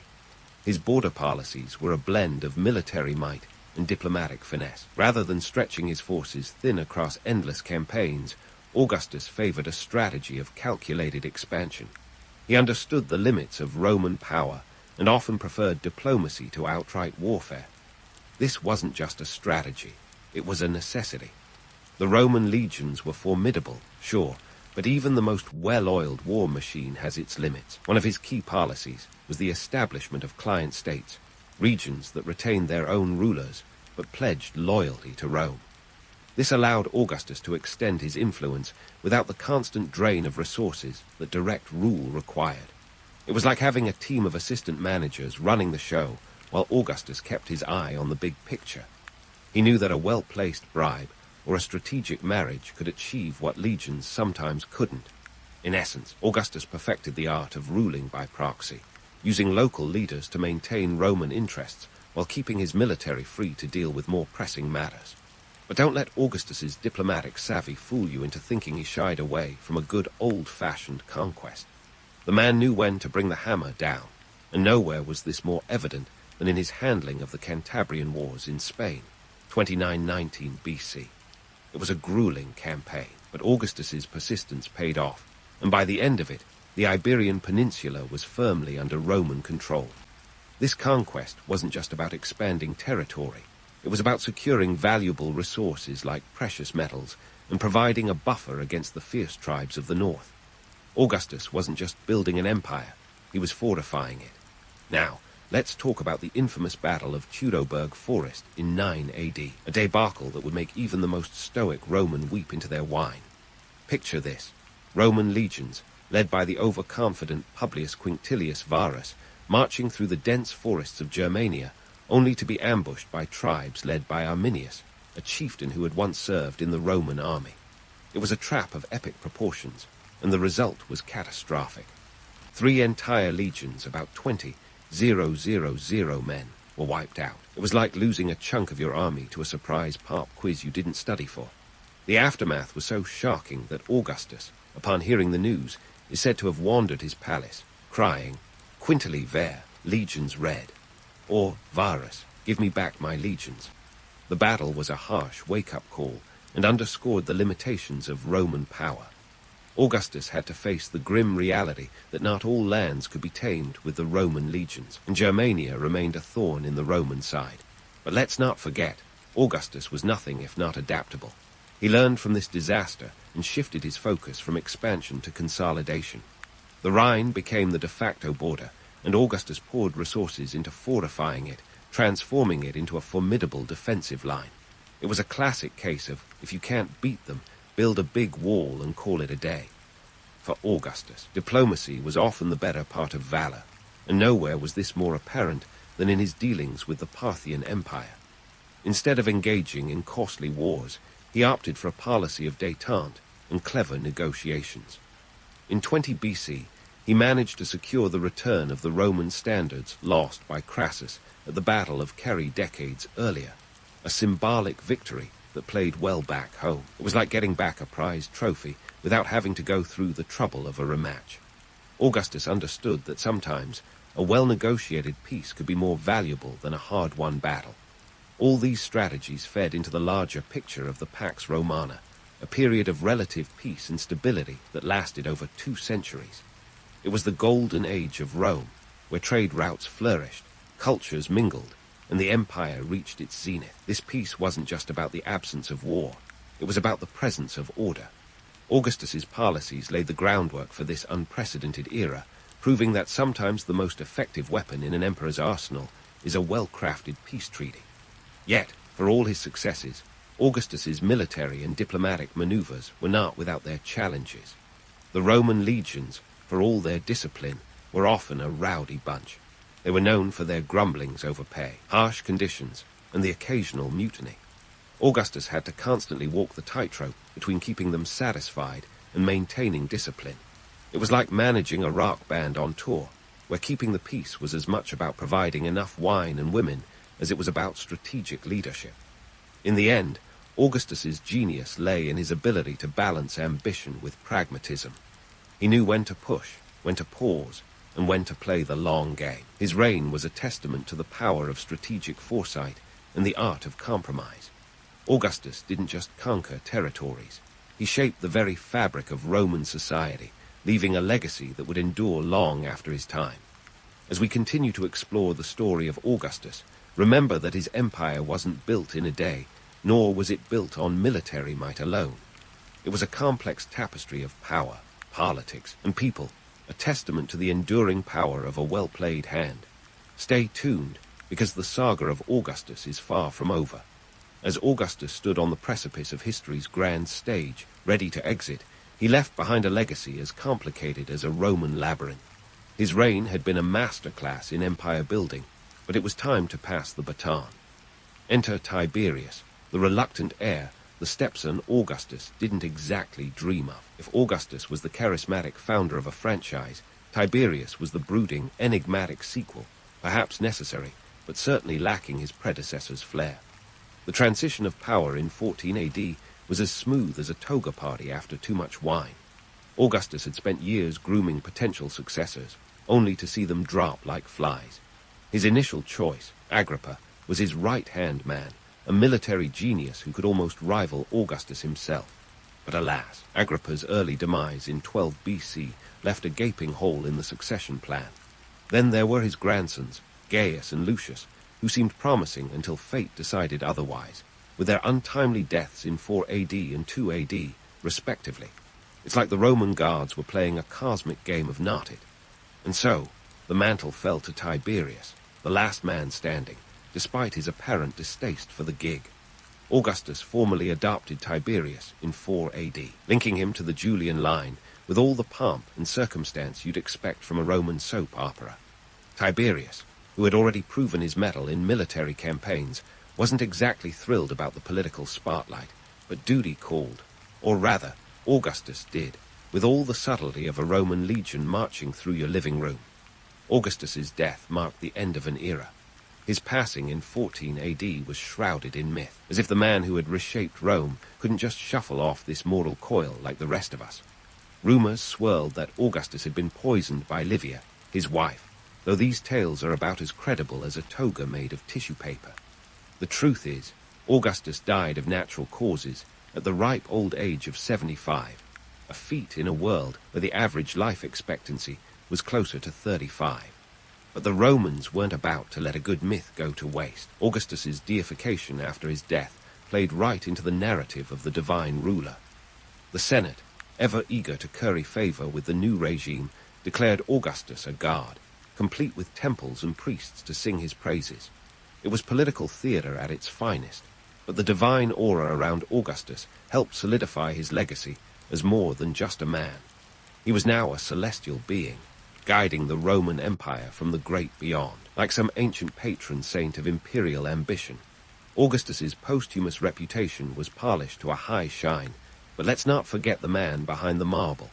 His reign was marked by strategic brilliance, yes, but also by ruthless pragmatism.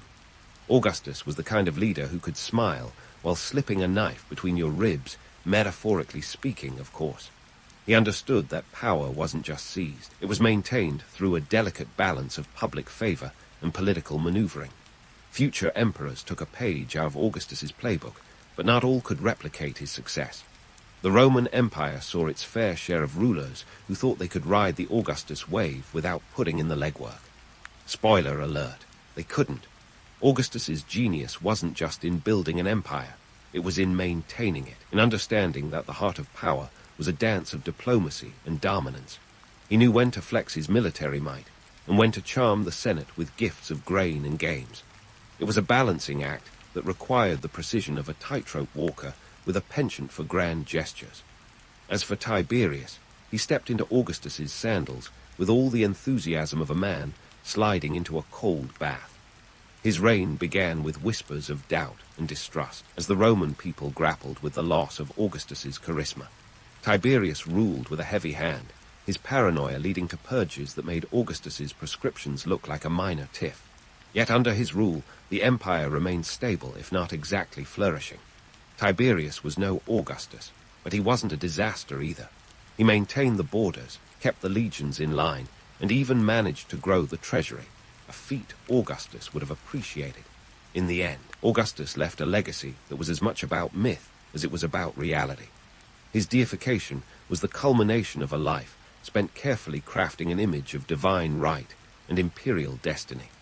He was the Caesar who became Augustus, the man who turned a city of bricks into an empire of marble. But beneath the polished veneer was a leader who understood that the true art of governance lay in the balance of power and perception. Augustus's reign was a tapestry of triumphs and tribulations, a reminder that even the greatest leaders are only human, with all the flaws and foibles that come with it. His story is one of ambition and audacity, of a man who dared to dream beyond the Republic and left a mark on history that would echo through the ages. As we close the book on Augustus, remember that his legacy is more than just the marble monuments and grand titles. It's the enduring influence of a man who mastered the art of rule in a world of chaos and change. So, as you drift off to sleep with visions of Roman emperors dancing through your head, take a moment to appreciate the complexity and cunning of Augustus Caesar. He wasn't just another ruler. He was a maestro in the symphony of history, conducting an empire with a deft hand and a keen eye. And in the grand theatre of Rome, Augustus wasn't just a player. He was the director, the star, and the scriptwriter, all rolled into one.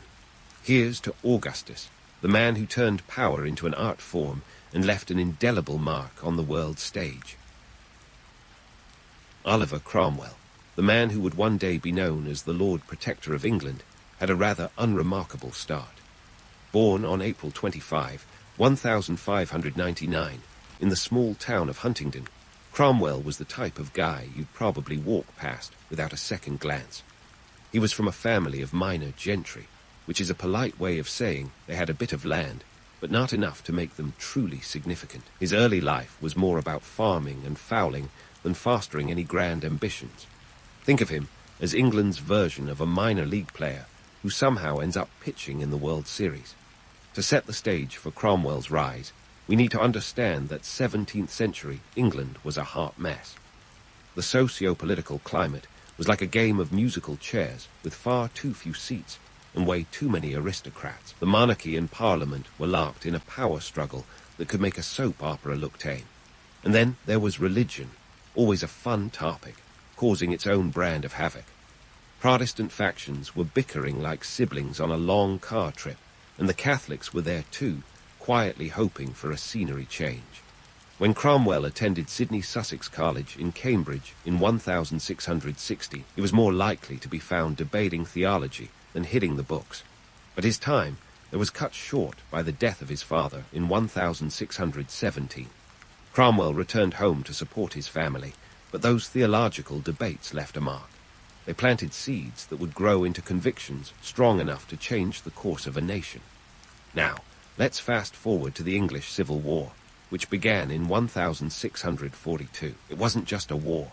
It was the ultimate family feud, with royalists, supporters of King Charles I, squaring off against parliamentarians who were not exactly thrilled with the king's autocratic style. Cromwell was initially just another face in the crowd, but his ability to organize and lead men was soon evident. By 1643, he had raised a cavalry troop, and his new Mardel army was a game-changer, hitting the royalists with tactical brilliance and a puritanical zeal that was hard to match. But before we get too far into his military exploits, let's dial back to a lesser-known episode from Cromwell's youth. It involves chickens. Yes, you heard right.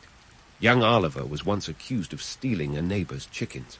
While the tale might sound like the plot of an old-timey sitcom, it reflects the scrappiness that would later serve him well. Whether or not he actually pilfered the poultry remains as murky as river water, but it adds a layer of roguish charm to his otherwise austere image. Cromwell's rise to power was anything but straightforward. He was elected to Parliament in 1628, although the session was dissolved in 1629 by King Charles I, who decided that ruling solo was much more his style. Cromwell was out of the political game until 1640, when he was elected to the short Parliament and then the long Parliament. His political career was like a roller coaster, full of ups, downs, and the occasional loop-the-loop. His transformation from a country gentleman to a political powerhouse was fueled by the chaos of the times. England was a boiling pot of religious fervour and political unrest, and Cromwell was just the guy to stir the pot. His Puritan beliefs were not just skin-deep, they were the driving force behind his actions. He saw himself as a divine instrument, and whether that was heavenly hubris or genuine humility is still up for debate. The English Civil War was brutal and bloody, a grim reminder that political change often comes at a steep price. The war saw over 200,000 deaths, a staggering toll for a population of around 5 million. Yet amidst the chaos, Cromwell's leadership shone through. His new Mardel army was disciplined, efficient, and most importantly, victorious. The Battle of Marston Moor in 1644 was a turning point, with Cromwell's cavalry playing a crucial role in a decisive win for the parliamentarians. Cromwell's military prowess was matched only by his political savvy. After the execution of King Charles I in 1649, a move as shocking as it was unprecedented, Cromwell became the de facto leader of the new Commonwealth of England. But the title of king was never his for the taking. Instead, he was declared Lord Protector in 1653, a title that sounded both grand and slightly ominous, like something out of a dystopian novel. Despite his austere image, there were glimmers of humor in Cromwell's life. He once told a portrait painter not to flatter him, saying, "Paint me as I am, warts and all." This phrase has become synonymous with his no-nonsense approach, but it also hints at a self-awareness not often attributed to historical figures of his stature. He was a man who knew his flaws and didn't bother to hide them, a rarity then and now. Cromwell's leadership was a mix of military might, religious conviction, and political maneuvering, all set against the backdrop of a country in turmoil. His life was a testament to the idea that sometimes the most unlikely people make the most significant impact. From a minor gentleman with a penchant for poultry to one of England's most controversial leaders, Cromwell's story is one of transformation, power, and the ever-present shadow of the gallows. As we delve deeper into Cromwell's life, we'll see how his leadership style evolved, and how his decisions shaped the future of England. But for now, let's leave him in 1653, standing on the precipice of power, ready to take on a role that would define an era. Standing on the precipice of power, Oliver Cromwell's rise wasn't just about wearing a fancy hat and calling himself Lord Protector. It was about the journey, the battles, and the strategic brilliance that got him there. Now, if you think of Cromwell as a military genius born with a sword in hand, think again. This was a man who, before the English Civil War, had about as much military experience as a cat has with a bath. Yet, irony of ironies, he became one of the most formidable generals of his age. Let's rewind to the English Civil War, a brutal affair that kicked off in 1642. Cromwell, initially just another parliamentarian, soon showed he could organize a fighting force like a maestro conducts an orchestra, except this orchestra played with swords and muskets. By 1645, Cromwell had helped create the new Mardel army, a name that sounds like a trendy band, but was actually a military revolution. This wasn't your run-of-the-mill ragtag bunch. It was a professional army, a disciplined fighting force paid in cold, hard cash. 8 pence a day for infantrymen, to be exact. Cromwell's knack for discipline didn't just come from barking orders. He understood the value of merit over birthright, promoting officers based on ability rather than aristocratic connections. Revolutionary stuff for the 17th century, where your family tree often mattered more than your skills. Cromwell's cavalry, known as the Ironsides, was a testament to this ethos. Picture them as the special ops of their day, a relentless force that struck fear into the hearts of royalists everywhere. The Battle of Marston Moor in 1644 was Cromwell's coming-out party as a military leader. It was a clash of epic proportions, involving about 45,000 troops in total. The parliamentarians, under the command of Cromwell and others, faced the royalists in a muddy field near York. Imagine a scene straight out of a Shakespearean drama, except with more mud and fewer soliloquies. Cromwell's cavalry delivered a crushing blow to the royalist forces, turning the tide of the war in favour of Parliament. His tactics were as sharp as his wit, and the victory at Marston Moor was a testament to both. But it wasn't all glory and triumph. The realities of 17th century warfare were grim. Battles were chaotic, with smoke from muskets and cannons turning the battlefield into a foggy nightmare. Communication was more shouting over the din than sending precise orders. And let's not gloss over the tragicomic blunders. Horses could bolt at the sound of gunfire, and troops sometimes fired at their own side in the confusion. The phrase, friendly fire, might sound modern, but its roots run deep. Despite these challenges, Cromwell's leadership shone through. He had an uncanny ability to inspire his men, not just with rousing speeches, but with his unwavering commitment to the cause. He led from the front, a man of action in a world of talkers. His Puritan beliefs infused his military campaigns with a sense of divine mission, a conviction that, while it might sound a tad grandiose today, was a powerful motivator back then. Yet, let's not anoint him as a saint just yet. Cromwell's military campaigns were brutal, his forces infamous for their iron-fisted tactics. The siege of Drogheda in 1649, for instance, was a dark chapter in his career. Cromwell's troops massacred royalist defenders and civilians alike, an act he justified as a necessary evil to teach a lesson. History, however, is less forgiving, and the event remains a stain on his legacy. Amidst the chaos and the bloodshed, Cromwell's new model army emerged as a powerhouse. It wasn't just about brute force. It was about strategy, discipline, and a dash of innovation. The army's success wasn't just military, but also political. It underscored the shift from feudal levies to professional standing armies, a change that would ripple through European warfare. Cromwell's journey from obscurity to military mastery was marked by paradoxes. Here was a man who never trained as a soldier, yet he outmaneuvered some of the best military minds of his time. His leadership style combined the harsh realities of war with an idealistic vision of a Puritan England. He was a man who could be both ruthless and righteous, a contradiction that continues to fascinate historians. And so, as we leave Cromwell in the thick of battle, his story is far from over. The man who once wrangled chickens was now wrangling armies, shaping the future of a nation with every decision. But the war was just the beginning. The political machinations and personal challenges that lay ahead would test him in ways even the battlefield could not. As we venture deeper into Cromwell's life, we'll see how his military success paved the way for a new kind of leadership, one that was as controversial as it was consequential. With Cromwell's military triumphs setting the stage, we arrive at the Shakespearean drama that was the trial and execution of King Charles I. It was a moment so surreal it could have been penned by the bard himself, except this time, the tragic hero was a real king, and the stakes were higher than just a kingdom's reputation. The year was 1649, and divine right, the kingly version of "because I said so," was still very much a thing. Yet here we were, deciding whether to lop off the head of monarch as casually as one might trim a hedge. The trial of Charles I was, to put it mildly, a political tightrope walk over a pit of snapping crocodiles. Cromwell, never one to shy away from a challenge, was at the centre of this spectacle. The king's crimes, as listed by Parliament, were the 17th century equivalent of unfriending the entire nation.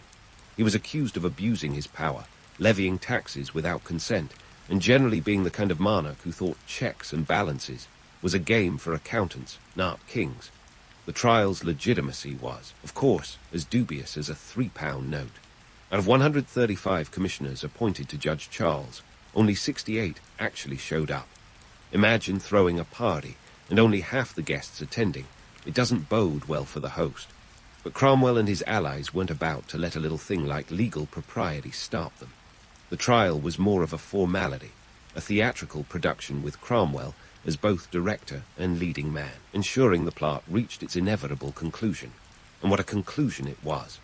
On January 30, 1649, Charles I was executed outside the banqueting house in Whitehall. The executioner, masked to avoid the wrath of royalists, swung the axe with grim efficiency. For a country that had never before seen its king executed, the event was jaw-dropping, like the finale of a particularly bloody season of Game of Thrones. The public's reaction was a mix of horror and disbelief. After all, a king was supposed to be ordained by God, not dispatched by Parliament. In the aftermath, Cromwell and his allies declared England a republic, albeit one with more military boots on the ground than votes. They called it the Commonwealth, but it was more like a common headache as they tried to govern a fractured nation. Cromwell, now the de facto head of state, was a man of contradictions. He had orchestrated the downfall of a king, yet refused the crown himself when it was offered in 1657. He preferred the title Lord Protector, which sounded suitably menacing and perhaps a touch Orwellian. But let's not paint Cromwell as a villain twirling his mustache in the shadows. His motivations were complex, a tangled web of personal convictions, political necessity, and a genuine belief that he was acting in God's interest. He saw the execution as a means to an end, the end being a more just and godly society. Whether he succeeded in that aim is a matter of historical debate, but there's no denying the impact of his actions. Economically, the execution of Charles and the establishment of the Commonwealth had profound implications. The monarchy's assets were liquidated to pay off debts and fund the new government. Lands, titles, and even the crown jewels were sold off, a fire sale of royal possessions that might have made Marie Kondo proud. The sale of these assets, valued at around £1, £5 million at the time, was a necessity given the state of the national purse. Imagine trying to run a country with less cash than a modern startup. Socially, the execution was a seismic shift. The divine right of kings had been, quite literally, cut down to size. The idea that a ruler could be held accountable by the people was revolutionary. However, it wasn't all sunshine and democracy. The Commonwealth was a military regime in all but name, with Cromwell's new model army ensuring compliance with the new order. Dissenters were dealt with harshly, and the promise of freedom came with a hefty dose of puritanical control.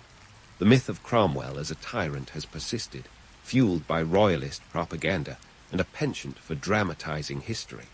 Yet the reality was more nuanced. He was a man driven by conviction, a leader who believed he was steering England towards a brighter future, even if that meant sailing through stormy seas. His actions were calculated, but not without a certain moral compass, albeit one that pointed in a direction many found unpalatable. As we move forward, Cromwell's legacy continues to unfold. The trial and execution of Charles I set the stage for a new era in English history, one that would see the balance of power shift from the monarchy to the people, albeit slowly and painfully. Cromwell's role in this transformation was pivotal, his leadership at once inspiring and intimidating. The story of Oliver Cromwell is not just a tale of power and politics. It's a narrative of ambition, belief, and the enduring struggle between authority and accountability. So, as we leave Cromwell in the shadow of the executioner's axe, remember that history is rarely black and white.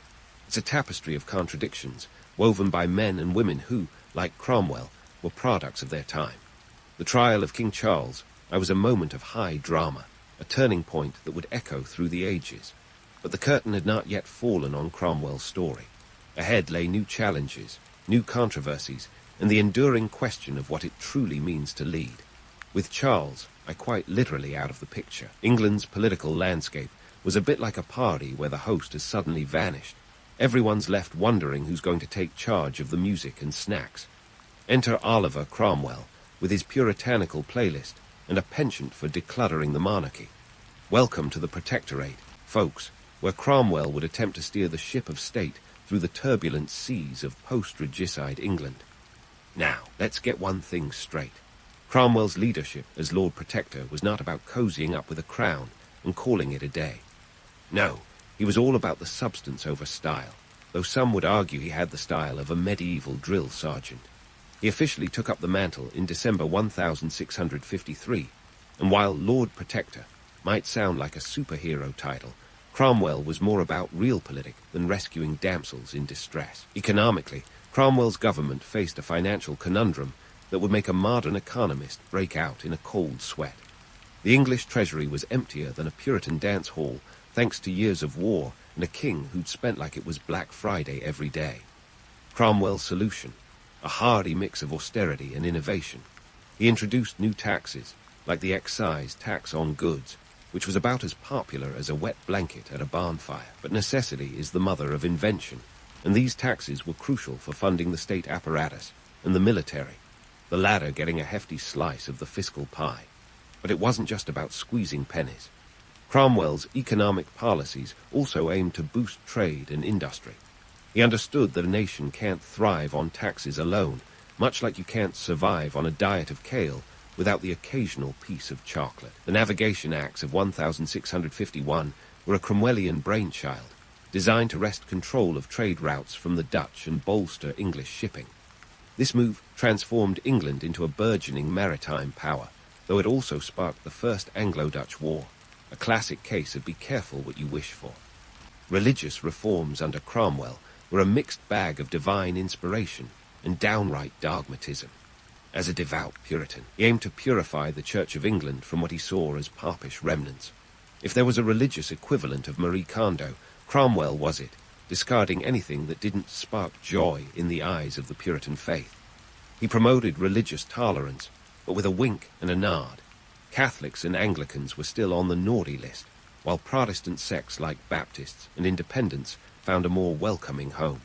In a bid to balance power, Cromwell's personality quirks added a splash of color to the grayscale of governance. He was a man of contradictions, a Puritan who could chug a tankard of ale, a leader who wielded power yet shunned the trappings of monarchy. His refusal of the crown in 1657 was a masterclass in political theater.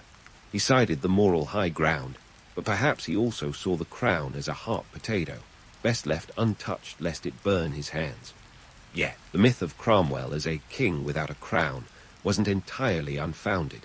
His formal title may have lacked the regal flair, but his control was as absolute as any monarch. The Protectorate's constitution, the instrument of government, vested him with significant authority, from appointing magistrates to controlling the army. Parliament existed, sure, but it was more of a supporting actor than the star of the show. The societal impact of Cromwell's puritanical rule was as multifaceted as a Rubik's Cube, and just as perplexing to some. Theaters were shut, Christmas celebrations were curtailed, and even the simple joy of a game of dice was frowned upon. It was a time when the color gray seemed to dominate both the skies and the cultural landscape. The puritanical ethos aimed to elevate society towards godliness, but it also dulled the vibrancy of everyday life. But here's where history likes to throw in a curveball. Despite the austerity and control, the Protectorate did see some progressive strides. Education was given a boost, with schools being established and literacy rates climbing. The seeds of modern bureaucracy were sown, setting the stage for a more organized state. Amidst the stern Puritan ethos, the groundwork for a more educated and efficient society was being laid. The myth versus reality of Cromwell's rule is a tale of two narratives. The romanticized version paints him as a hero of the common man, a warrior against tyranny.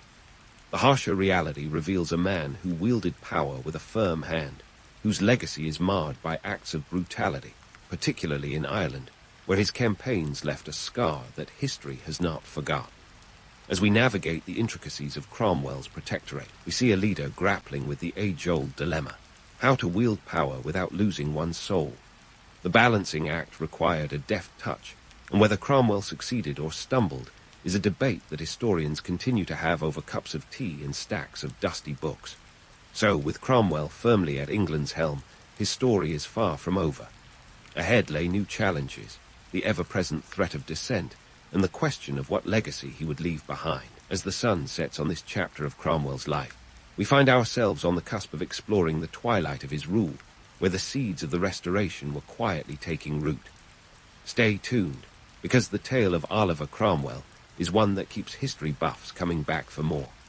As the sun set on the Protectorate, Oliver Cromwell found himself navigating the treacherous waters of governance with the same intensity he once brought to the battlefield. The year was 1658, and our Lord Protector was straddling the fine line between a hero to some and a villain to others, a complex legacy that would haunt his memory long after he'd shuffled off this mortal coil. Cromwell wasn't just managing a country, he was wrestling with the very fabric of England's identity. Think of him as an overburdened ballet dancer trying to pirouette on a tightrope while juggling flaming swords. Not exactly a cakewalk. Cromwell's health, however, was not as resilient as his political maneuvering. By the summer of 1658, he was suffering from a nasty bout of what was likely malaria or a kidney infection. Medical experts today still debate the exact cause, but whatever it was, it laid him low. On September 3, a date that had been significant for military victories in his past, Cromwell succumbed to his ailments. The man who had redefined leadership in England exited quietly, leaving behind a power vacuum that could suck the air out of any room.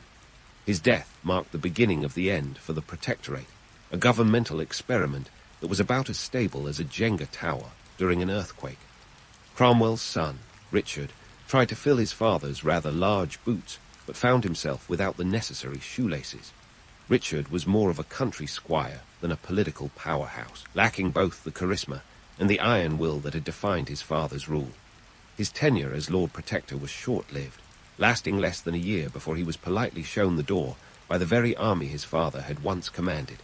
With Richard's exit, the Protectorate's reforms unravelled faster than a cheap sweater.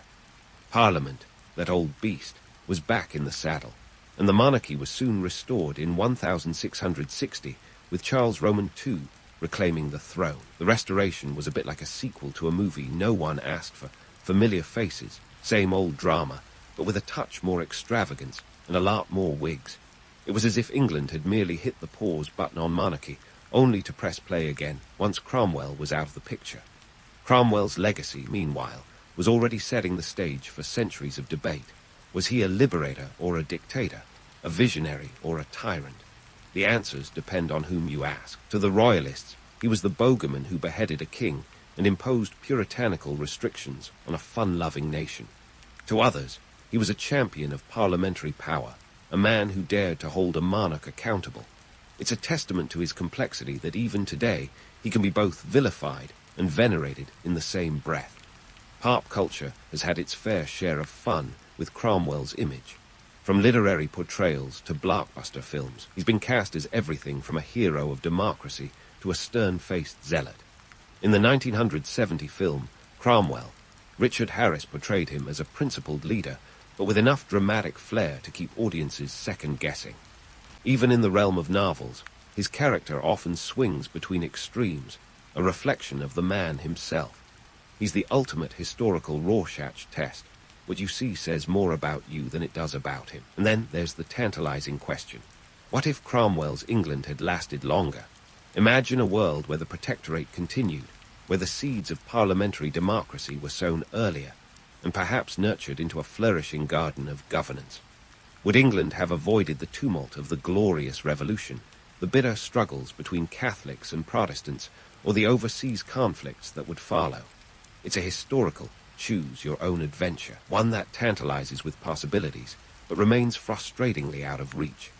Ultimately, Cromwell's story is a reminder that the line between heroism and tyranny is often as thin as a Puritan wafer. He was a man of his time, shaped by the chaos and conviction that defined 17th century England. His life was a tapestry of contradictions, military might juxtaposed with religious fervor, political innovation, entangled with authoritarian control. He's a figure who defies easy categorization, a reminder that history is never just black and white, but an endless palette of greys. As we close the chapter on Oliver Cromwell, we're left with a legacy as enduring as it is enigmatic. He was a giant of his age, a man whose ambition and beliefs reshaped a nation. Yet, his story is also a cautionary tale about the perils of power and the fleeting nature of revolutionary change. So, the next time you find yourself pondering the complexities of leadership, spare a thought for Cromwell, a flawed, fascinating figure whose impact still echoes through the corridors of history. And perhaps, as you drift off with this newfound knowledge, consider the timeless question: in the grand tapestry of history, how will we be remembered? You're jolted awake by the sound of clanging parts and the distant mooing of a cow that clearly didn't get enough sleep. Welcome to 13th century England, where you, my friend, are an herbalist. Your world is one of bustling village life, where the smell of damp earth mingles with the tang of wood smoke, and the occasional whiff of something you hope is just the neighbor's compost pile. As you rub the sleep from your eyes, you're reminded that you're not just anyone. You're the village Skoda for anything from insomnia to indigestion. No pressure. As you shuffle around your humble abode, your morning routine lacks any resemblance to a modern alarm clock and coffee affair. You're greeted by a cacophony of farm animals, and the morning sun streams through the small, glazed windows of your thatched-roofed cottage. It's a cozy little place, if you can ignore the draft. Today, like every day, you'll dive right into the world of medieval herbalism. No TikToks or emails to check first thing in the morning here. Instead, you've got herbs to gather and ailments to ponder. You start your day by grabbing your trusty basket and a well-worn mortar and pestle. These aren't just tools, they're your lifeline. Without them, you're just a villager with a garden. With them, you're practically a wizard. Well, not quite, but you're definitely the closest thing the townsfolk have to a healthcare system. And let's be honest, in a time when bleeding people with leeches was considered cutting-edge medicine, you're the real MVP. As you step outside, the village is already alive with activity. The cobblestone streets are buzzing with merchants setting up their stalls, and the air is filled with a mix of gossip and the occasional shout from a vendor pitching their wares. You nod to the blacksmith, already hard at work, hammering away like he's got a personal vendetta against metal. It's a scene of organized chaos, and you wouldn't have it any other way. The life of an herbalist isn't just about knowing your herbs from your weeds. It's an economic dance, a balancing act between supply and demand. You need to keep your shelves stocked with the likes of valerian root and chamomile, but you've also got to pay attention to what's actually growing in the hedgerows. You can't just pop down to the local medieval version of CVS when you run out. No, if you want something, you might have to trade for it or, heaven forbid, grow it yourself. Speaking of which, let's talk economics. A pound of saffron, the most expensive of the bunch, can cost you a cool £15 sterling. That's about the same price as a pair of oxen, which is a lot of moo for your money. Then there's valerian, a bit more wallet-friendly at around a few shillings per pound. Sure, these herbs are costly, but they're also invaluable. You're selling more than just a plant. You're offering a chance at relief in a world where illness is often a death sentence. Of course, sourcing these ingredients isn't just a casual stroll through the countryside. It's a quest, a scavenger hunt with real stakes. You're not just picking flowers. You're wrestling with the elements and the odd surly goose. Harvesting is a seasonal affair, and you've got to know when and where each plant is at its prime. Miss the window, and you might as well have a basket full of hay. But let's not pretend it's all doom and gloom. There's a certain romantic charm to your work that even the most cynical medieval critic would grudgingly admit. You're part of a tradition that stretches back centuries, a lineage of knowledge passed down from herbalist to apprentice. You're the keeper of secrets, the one who knows which leaves can cure a headache and which ones will just give you a rash. The village relies on you. When someone's got a toothache that just won't quit, they don't call a dentist, they call you. And sure, sometimes your remedies taste worse than the ailment, but you're doing your best with what you've got. In many ways, your work is as much about hope as it is about healing. As you make your way through the village, you can't help but notice the little things. The worn stones beneath your feet, the laughter of children playing with sticks, the way the light hits the church spire just so. These are the moments that remind you why you do what you do. It's not just about making a living. It's about being part of something bigger than yourself, a community that depends on you just as much as you depend on it. So, as you set off to gather your herbs, remember this. You're not just an herbalist. You're a healer, a business person, and sometimes, when the stars align just right, a bit of a miracle worker. And in a world where the average life expectancy is just a hair over 30, that's no small feat. Keep your wits about you and your basket full, and who knows? You just might make it through another day in the ever-unpredictable world of medieval England. So, as you set off to gather your herbs, remember this. You're not just an herbalist. You're a healer, a business person, and sometimes, when the stars align just right, a bit of a miracle worker. And in a world where the average life expectancy is just a hair over 30, that's no small feat. Keep your wits about you, and your basket full, and who knows, you just might make it through another day in the ever-unpredictable world of medieval England. Now, the afternoon sun hangs lazily in the sky, casting a golden glow over the English countryside. It's time to switch gears from village life to the great outdoors. Armed with your basket and a keen eye for greenery, you head out to gather the botanical treasures that keep your apothecary stocked and your neighbours, well, alive. Your destination, the sprawling fields and dense hedgerows that stretch far beyond the village boundaries, each brimming with plants that, depending on who you ask, are either medicinal marvels or nature's own practical joke. Take a deep breath, because this isn't just a walk in the park. It's a full-blown medieval expedition. You're in search of everything from yarrow to nettle, each with its own personality and penchant for hiding where you least expect it. Yarrow, for example, is the multitasker of the plant world. Used to staunch bleeding and relieve pain, it's practically the duct tape of medieval medicine. Meanwhile, nettle is the plant equivalent of that one friend who's always a bit too honest. Its sting is a not-so-gentle reminder that nature is both a healer and a trickster. As you trudge along the dirt path, the air is thick with the scent of wildflowers and the occasional whiff of manure, because nothing says authentic medieval experience like the aroma of farm life. You spot a cluster of chamomile, its daisy-like flowers swaying in the breeze. Chamomile is your go-to for soothing teas and calming nerves, a kind of medieval Valium minus the side effects. But here's the thing. While modern folks may romanticize the idea of herbal teas and natural remedies, back in your day, these were literally matters of life and death. The stakes couldn't be higher, and you're the closest thing this village has to a pharmaceutical company. Now, about those myths. People back then believed all sorts of strange things about plants. Take mandrake, for instance. It's said to scream when pulled from the ground, a sound so terrifying it could drive a person mad. To harvest it safely, some recommended tying a dog to the plant and letting it do the dirty work. Spoiler alert, the dog wasn't thrilled. But here's the kicker. Mandrake does contain potent alkaloids that can numb pain or, if you're not careful, put you in a permanent sleep. In a world where the line between magic and medicine is as blurry as a medieval tapestry, it's no wonder these legends took root. But not all plants are shrouded in mystique. Some, like garlic, are as down-to-earth as they come, used to treat infections and ward off evil spirits, and maybe a few vampires. Garlic is the medieval equivalent of a Swiss Army knife. It's cheap, effective, and won't leave you hallucinating in a ditch. In fact, garlic was so valued that it was even used as a form of currency in some parts. Imagine paying your taxes in cloves. Talk about a pungent transaction. As you gather your herbs, you can't help but interact with the locals. The villagers are a colourful bunch, each with their own ailments, and let's be honest, questionable folk remedies. Old Mrs. Higgins swears by a concoction of nettle and honey for her arthritis, while young Tom insists that chewing willow bark helps his headaches.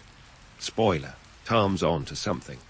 Willow bark contains salicin, a natural precursor to aspirin, proving that every now and then folk wisdom hits the nail on the head. But let's not get too cozy with the idea of a nature-loving medieval utopia. The reality is that life back then was harsh, and illness could strike without warning. The bubonic plague, which would let us sweep across Europe like a vengeful ghost, didn't care much for your herbal expertise. And while the village relies on you for healing, there's always an undercurrent of suspicion. After all, the line between herbalist and witch is as thin as a spider's web. One wrong step, and you could find yourself on the wrong end of a torch-wielding mob.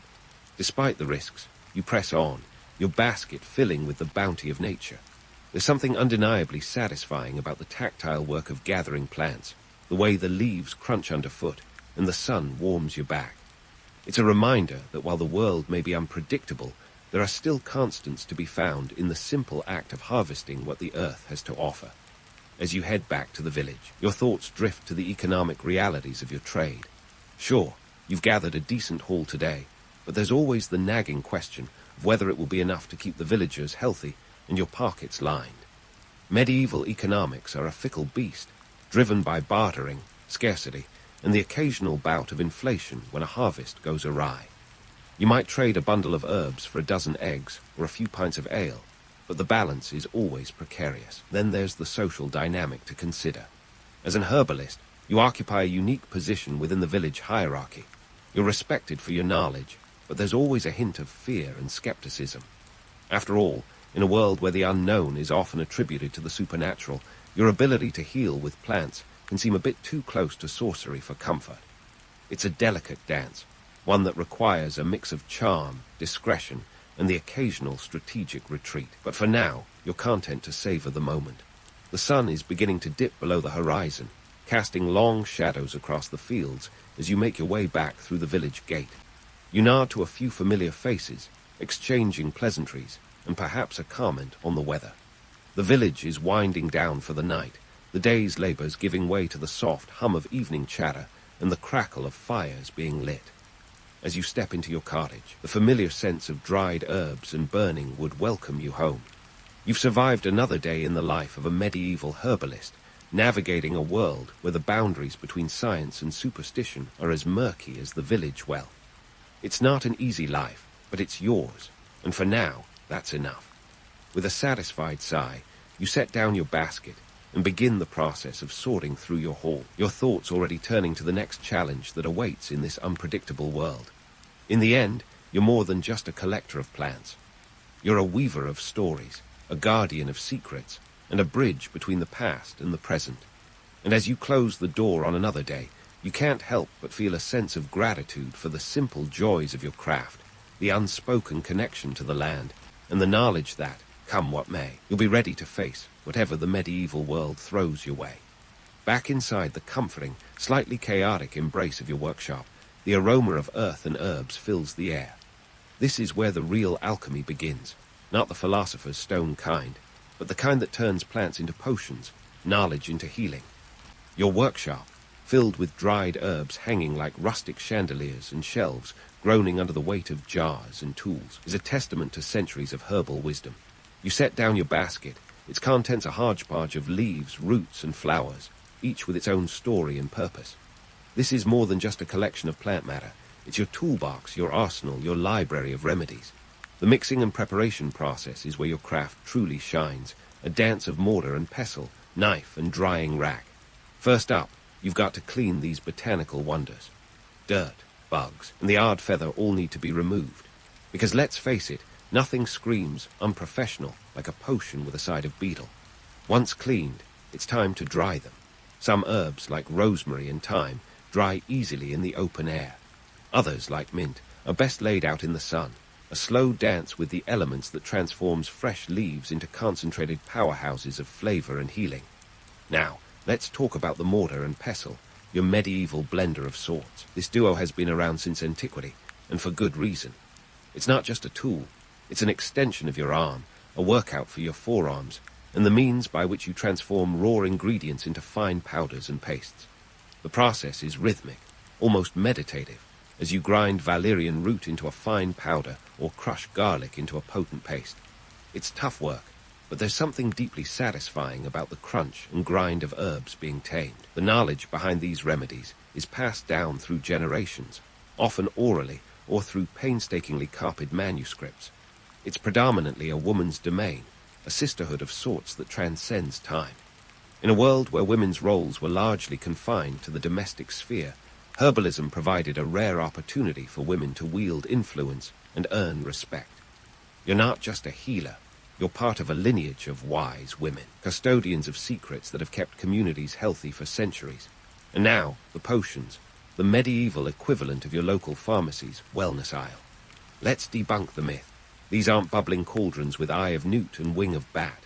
A potion in your world is more likely a tincture of yarrow steeped in wine or a decoction of willow bark simmered for hours. These are not spells, but science. Rudimentary, perhaps, but science nonetheless. You're working with the best the medieval world has to offer, a blend of empirical observation and a hefty dose of trial and error. Take, for instance, the humble feverfew. Known for its ability to reduce fevers and alleviate migraines, it's a staple in your apothecary. You dry the leaves, then steep them in hot water to create a tea that, while bitter as a tax collector's heart, works wonders for those pesky headaches. It's simple, effective, and a testament to the power of nature's pharmacy. Now, let's dive into some numbers. A pound of dried chamomile flowers can fetch a decent price, about 2 shillings. Not exactly a king's ransom, but enough to keep your cupboard stocked with essentials like bread and ale. And valerian root, it's like the medieval version of liquid gold, fetching up to 5 shillings per pound when the market's right. It's not just a trade, it's an economy built on trust and necessity, where your reputation as an herbalist is your most valuable currency. But here's the twist. While the modern world might romanticize the notion of potions and poultices, in your day, these remedies were often the only line of defense against a world teeming with disease. The stakes were dangerously high. When a fever struck or a cough lingered, your concoctions were the village's best shot at survival. And while your remedies weren't always perfect, sometimes they were downright unpleasant. They offered hope in a time when hope was often in short supply. The role of women in this trade is significant. Herbalism offered them a rare semblance of autonomy and authority in a rigidly patriarchal society. These women, often dismissed as wise women, or more pejoratively, witches, were the keepers of knowledge that could mean the difference between life and death. They were midwives, healers, and confidantes, their work shrouded in mystery and sometimes fear. After all, when things went wrong, it wasn't the local lord who faced the pointy end of a pitchfork, it was you. As the afternoon sun begins to wane, casting long shadows across your humble workshop, you're reminded of the delicate balance you walk. You're a healer in a world that both reveres and fears your craft. But for now, you tuck away your herbs, your powders, your tinctures, and prepare for the evening ahead. The day is far from over, but you've already woven a tapestry of healing and hope, one leaf, one root, one potion at a time. In this medieval dance of science and superstition, you stand as a bridge between the known and the unknown, a keeper of secrets and a purveyor of remedies.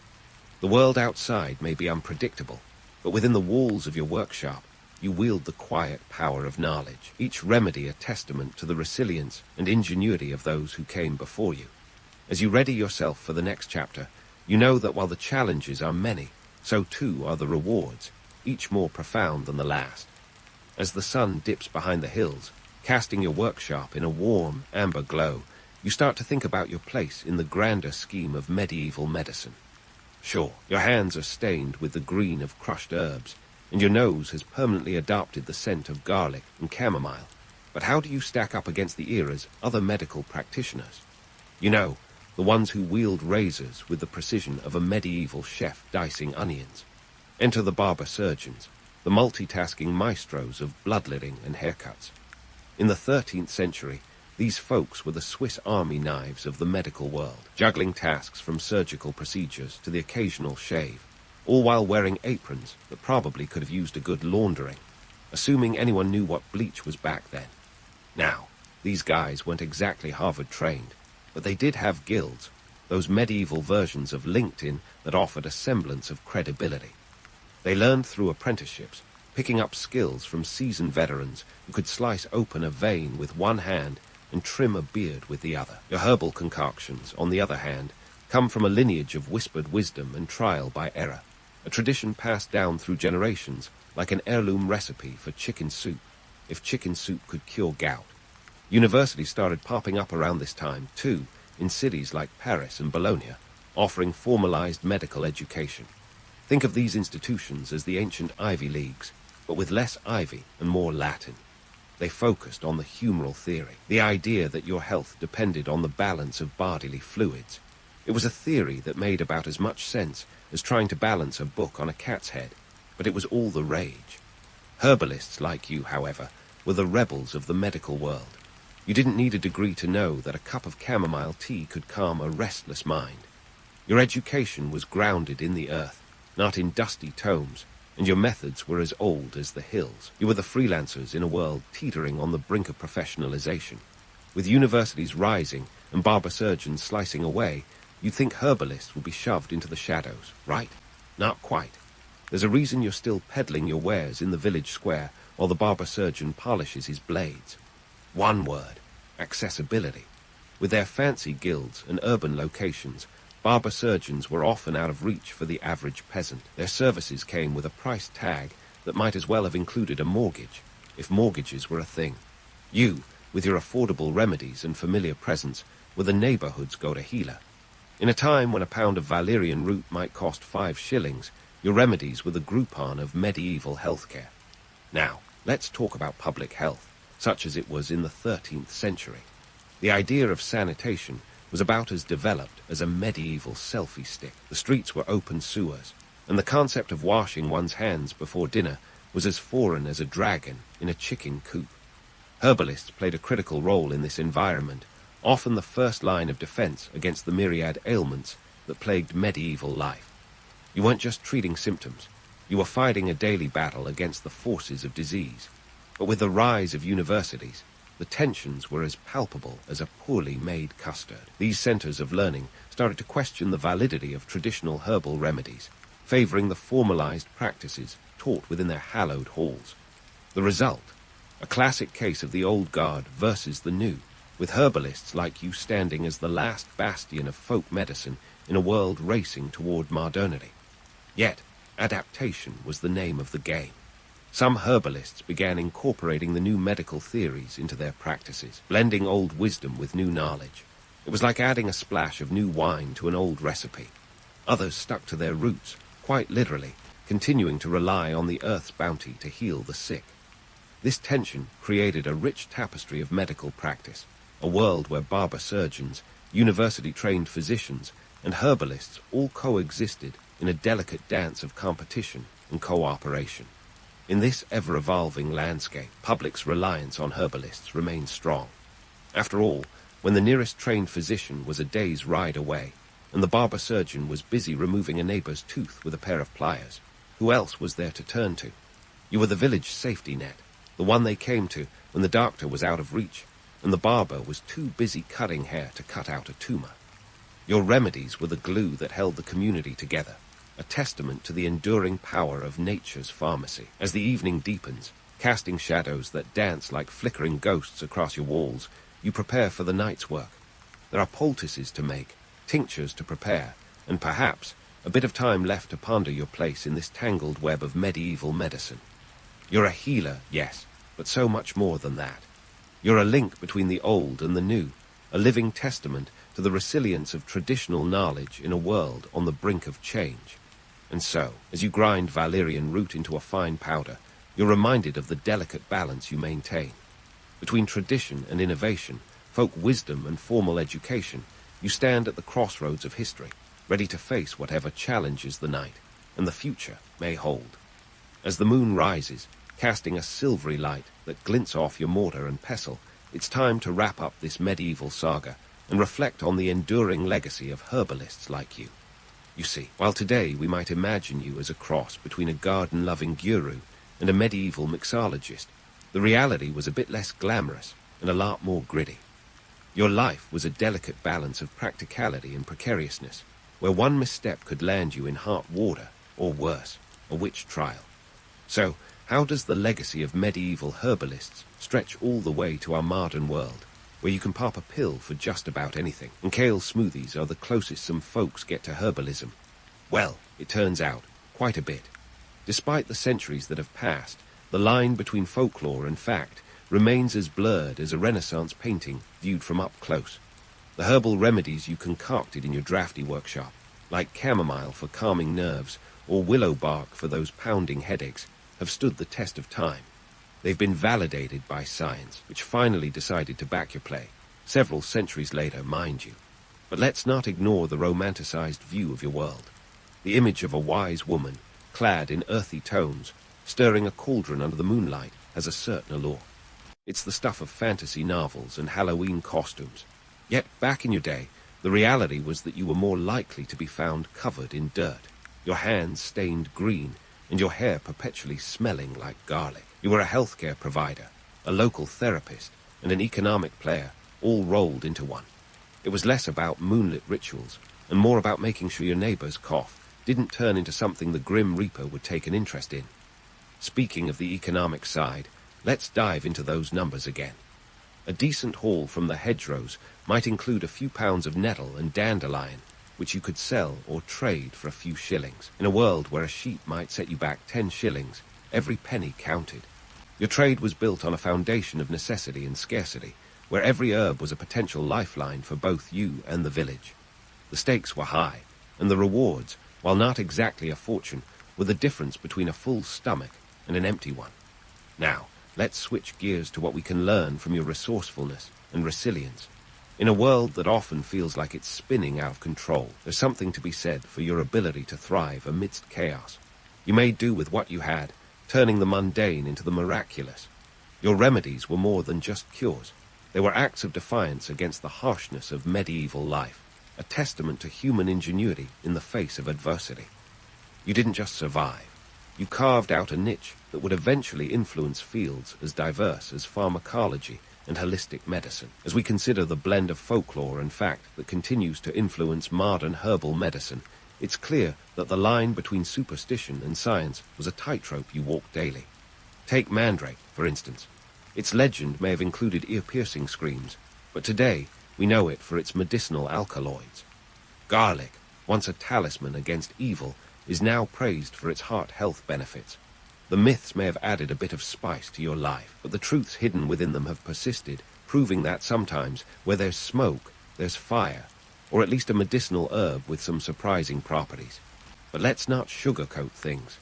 The harsh realities of your life were as undeniable as a medieval winter. You faced suspicion and fear at every turn, your work often misunderstood, and your intentions questioned. Yet you persevered, driven by a commitment to your community and a deep-rooted belief in the power of the natural world. In many ways, you were the unsung hero of your village, the silent guardian who worked tirelessly to keep your neighbors healthy and hopeful. So, as the stars twinkle overhead, let's wrap up this journey through time with a nod to your enduring legacy. You were more than just a collector of herbs. You were a pioneer of natural medicine, a bridge between the mystical and the practical. Your story is a reminder that even in the darkest of times, there is light to be found in the simplest of places. A leaf, a root, a flower. And while the world has changed dramatically since your day, the essence of your work lives on, a testament to the enduring spirit of those who dare to find healing in the wild, untamed world around them. And as you settle in for the night, perhaps with a cup of your own chamomile brew, take a moment to savor the knowledge that your craft, your resilience, and your story have left an indelible mark on history. After all, in the grand tapestry of time, your contributions are woven into the very fabric of what it means to heal, to hope, and to endure. So, here's to you, the medieval herbalist, the original purveyor of natural wellness, whose legacy continues to bloom and grow, one herb at a time. If you ever found yourself dreaming of a glitzy kingdom overflowing with gold, you've probably stumbled across the kingdom of Kush in your historical fantasies. Nestled along the Nile in what is today Sudan, Kush was like the ancient world's fever dream of a treasure hunt, minus the pirates and Johnny Depp. From around 1070 B.C. to 350 A.D., this kingdom wasn't just dabbling in riches, it was swimming in them. But let's not get carried away on a magic carpet ride of golden illusions just yet. First things first, geography. Imagine the Nile cutting through vast stretches of desert, a lifeline in a sea of sand. Yeah, Kush was right there, smack dab in northeast Africa, hugging the Nile so tightly it might as well have been its best friend. This prime real estate wasn't just about picturesque views, it was about survival. The floodplains provided fertile soil for agriculture, while the desert was a hidden treasure chest of natural resources. Gold, iron, and even those ancient staples of wealth like ivory and ebony were all part of the Kushite portfolio. Now, gold in Kush wasn't just for blinging out pharaohs or crafting over-the-top headdresses. It was serious business. Picture this. While the Egyptians were busy building pyramids, Kush was mining gold, lots of it. In fact, some historians argue that Kushite gold was the bling behind Egypt's blinding wealth. We're talking a gold economy so significant that it caught the attention of those pyramid aficionados up north, who were more than willing to trade for it, sometimes by force. The Kushites weren't pushovers, though. They knew their worth and played the game with the savvy of a Wall Street broker. But let's not kid ourselves here. The romanticized vision of Kush as a golden wonderland conveniently glosses over the gritty, sand-in-your-sandals reality of desert life. Sure, they had gold, but you couldn't eat it. Daily life in Kush was about as glamorous as a day in the life of a 21st century gold miner. The desert climate was unforgiving, with temperatures that could fry an egg on a stone faster than you can say ancient air conditioning. Water was a precious commodity, and surviving the harsh environment required a cocktail of ingenuity and sheer willpower. Kush's economy wasn't just a one-trick pony of shiny metals, though. They were pioneers of iron smelting, a craft that was as hot and dirty as it sounds. By around 600 B.C., they were cranking out iron tools and weapons like an ancient Ford assembly line. This wasn't just a boost to their economy. It was a game-changer in military might. Iron swords and spears made Kushite warriors formidable foes, which is probably why they frequently gave the Romans a run for their denarii. Politically, Kush was no backwater kingdom. It had a stable government structure with a king at the top, often seen as a divine ruler, a guard king, if you will. But here's where it gets interesting. Unlike many of their contemporaries, Kush had a matrilineal succession system. That's right, king's sister or mother's bloodline was the golden ticket to the throne, making royal women in Kush serious power players. They weren't just sitting around in fancy headgear. They were influencing politics, leading armies, and sometimes even ruling outright as candegs or queens. Cleopatra might have had her moment, but Kushite women were queening long before it was cool. Yet, for all the power and prestige, life in Kush was far from a perpetual parade of chariots and cheers. The average Kushite was more likely to be found scratching out a living from the land, dealing with the relentless desert sun, and hoping the Nile's floods would be more friend than foe that year. And let's not forget the skilled laborers who toiled in the mines and smelting furnaces, probably dreaming of cooler climates and less molten metal in their daily grind. In short, the kingdom of Kush was a land of contrasts, where the romance of gold and power met the stark realities of survival in a harsh environment. It was a place where myths were born, yet reality had a way of keeping everyone firmly grounded. As we dig deeper into the social structure of this ancient kingdom, it's crucial to remember that while history might be written by the victors, it often forgets the sweat and tears of those who built the kingdom, one grain of sand at a time. So, buckle up, because the story of Kush is a wild ride through the sands of time. Before we dive headfirst into the royal whirlpool of ancient Kush, let's get one thing straight. This wasn't just a kingdom with some fancy headgear and a throne. Nope, the kingdom of Kush was more like the ancient world's version of a high-stakes chess match, where every move could mean a checkmate or a royal tumble. At the top of this game sat the king, or core, if you prefer the local lingo. And trust me, this wasn't just some guy with a crown lounging in palatial luxury. Though, let's be honest, there was plenty of that too. The core was a powerhouse of political and religious authority, a living embodiment of the kingdom's might and divine favor. His role was as multifaceted as a modern-day CEO with a divine twist. With the prestigious title came a mountain of responsibilities. He was the commander-in-chief, the chief diplomat, and the religious head honcho, all wrapped in one golden package. Picture a blend of military strategist, spiritual leader, and negotiator, juggling the weight of the kingdom on his shoulders while draped in opulent robes. In an era where divine right was more than just a catchphrase, the core was often seen as a guard king, though in Kush, this notion had its own unique spin. Here's where we debunk one of those tantalizing myths, the idea that Kushite kings were worshipped as literal gods. While the core certainly had a divine aura, primary sources suggest that they weren't exactly getting Olympus-level worship from their subjects. They were more like earthly representatives of the gods, with a heartline to the divine, but still firmly grounded in the realm of mortals. The Kushite kings were more than just figureheads. They were the pivot around which the kingdom spun. Now, let's not forget the royal entourage, the queen mothers, sisters, and wives, who didn't just sit around sipping grape juice while the king did all the work. These women, particularly the Kandake or queen mother, wielded significant influence, often acting as regents or advisors. Their status was no mere accident of birth. It was an integral part of Kushite politics. The matrilineal succession system meant that the royal bloodline passed through the women, giving them a crucial role in the continuity of power. Imagine that. A royal family tree where the branches were more like a vine, twisting and turning, with women as the sturdy roots holding it all together. While the royal family enjoyed their fair share of luxuries, Think palaces with intricate mosaics, lavish banquets, and perhaps the odd gold-plated sandal. Their lives were far from a perpetual vacation. Political intrigue was the order of the day, with power plays and alliances shaping the very fabric of Kushite rule. In a kingdom where the desert climate was as unforgiving as a Vegas summer, keeping the people happy was as much about political savvy as it was about divine favor. Speaking of divine, the religious leaders in Kush were a force to be reckoned with. These priests weren't just spiritual guides, they were influential power brokers in their own right.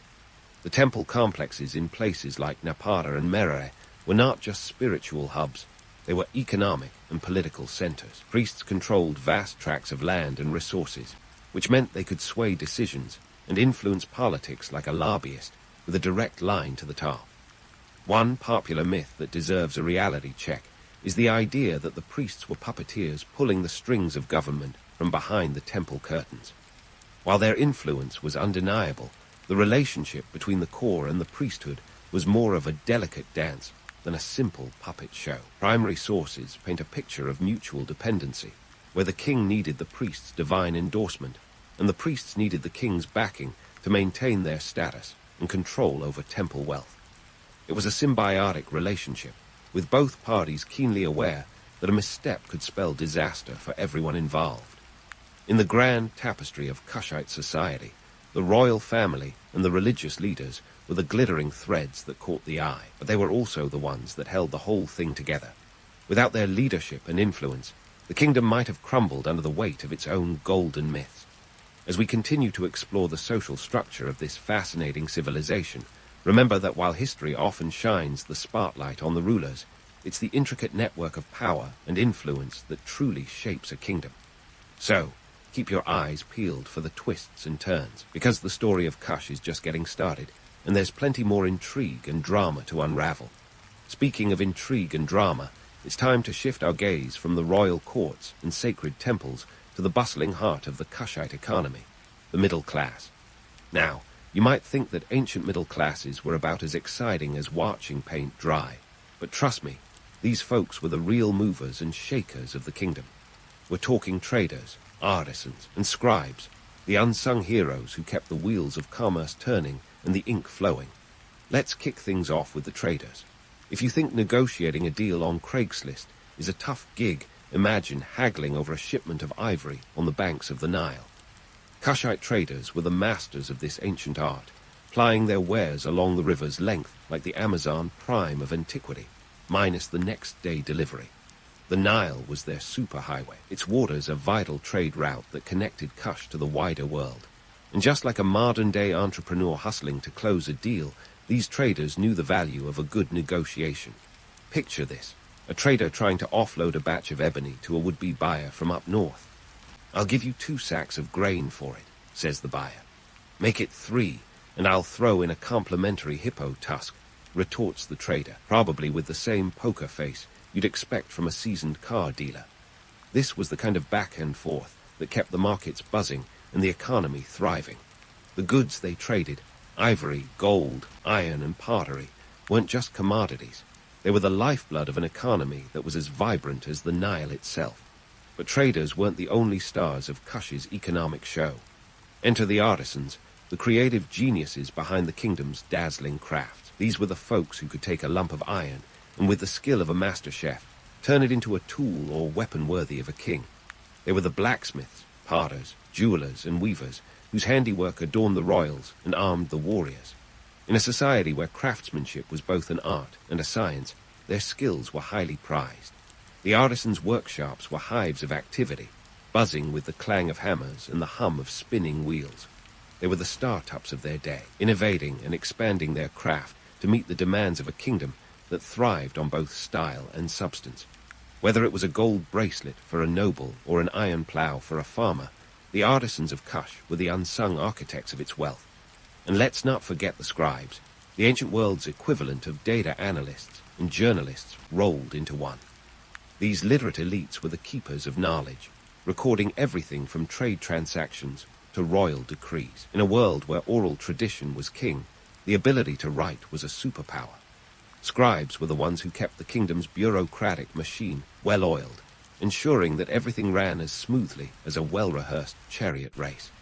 Education and literacy were the keys to unlocking the doors of opportunity, allowing scribes to climb the social ladder in a way that was as impressive then as it is now. Forget the notion of a rigid caste system.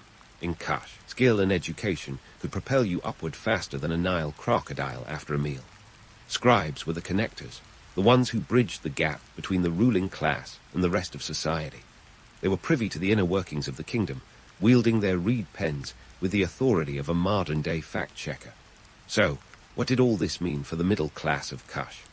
Well, it meant that while the royalty might have hogged the historical spotlight, it was the traders, artisans, and scribes who were the backbone of the kingdom. They were the ones who powered the economy, drove innovation, and kept the wheels of governance turning. Their contributions might not have been gilded in gold or chiseled into stone, but they were every bit as vital to the kingdom's success. The romanticized vision of ancient Kush as a land of golden splendor often overlooks the gritty reality of its middle class.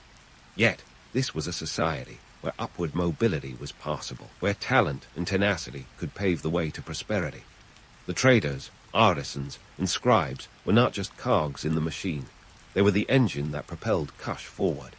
As we continue to peel back the layers of this ancient kingdom, it's clear that the story of Kush is as much about its people as it is about its kings and queens.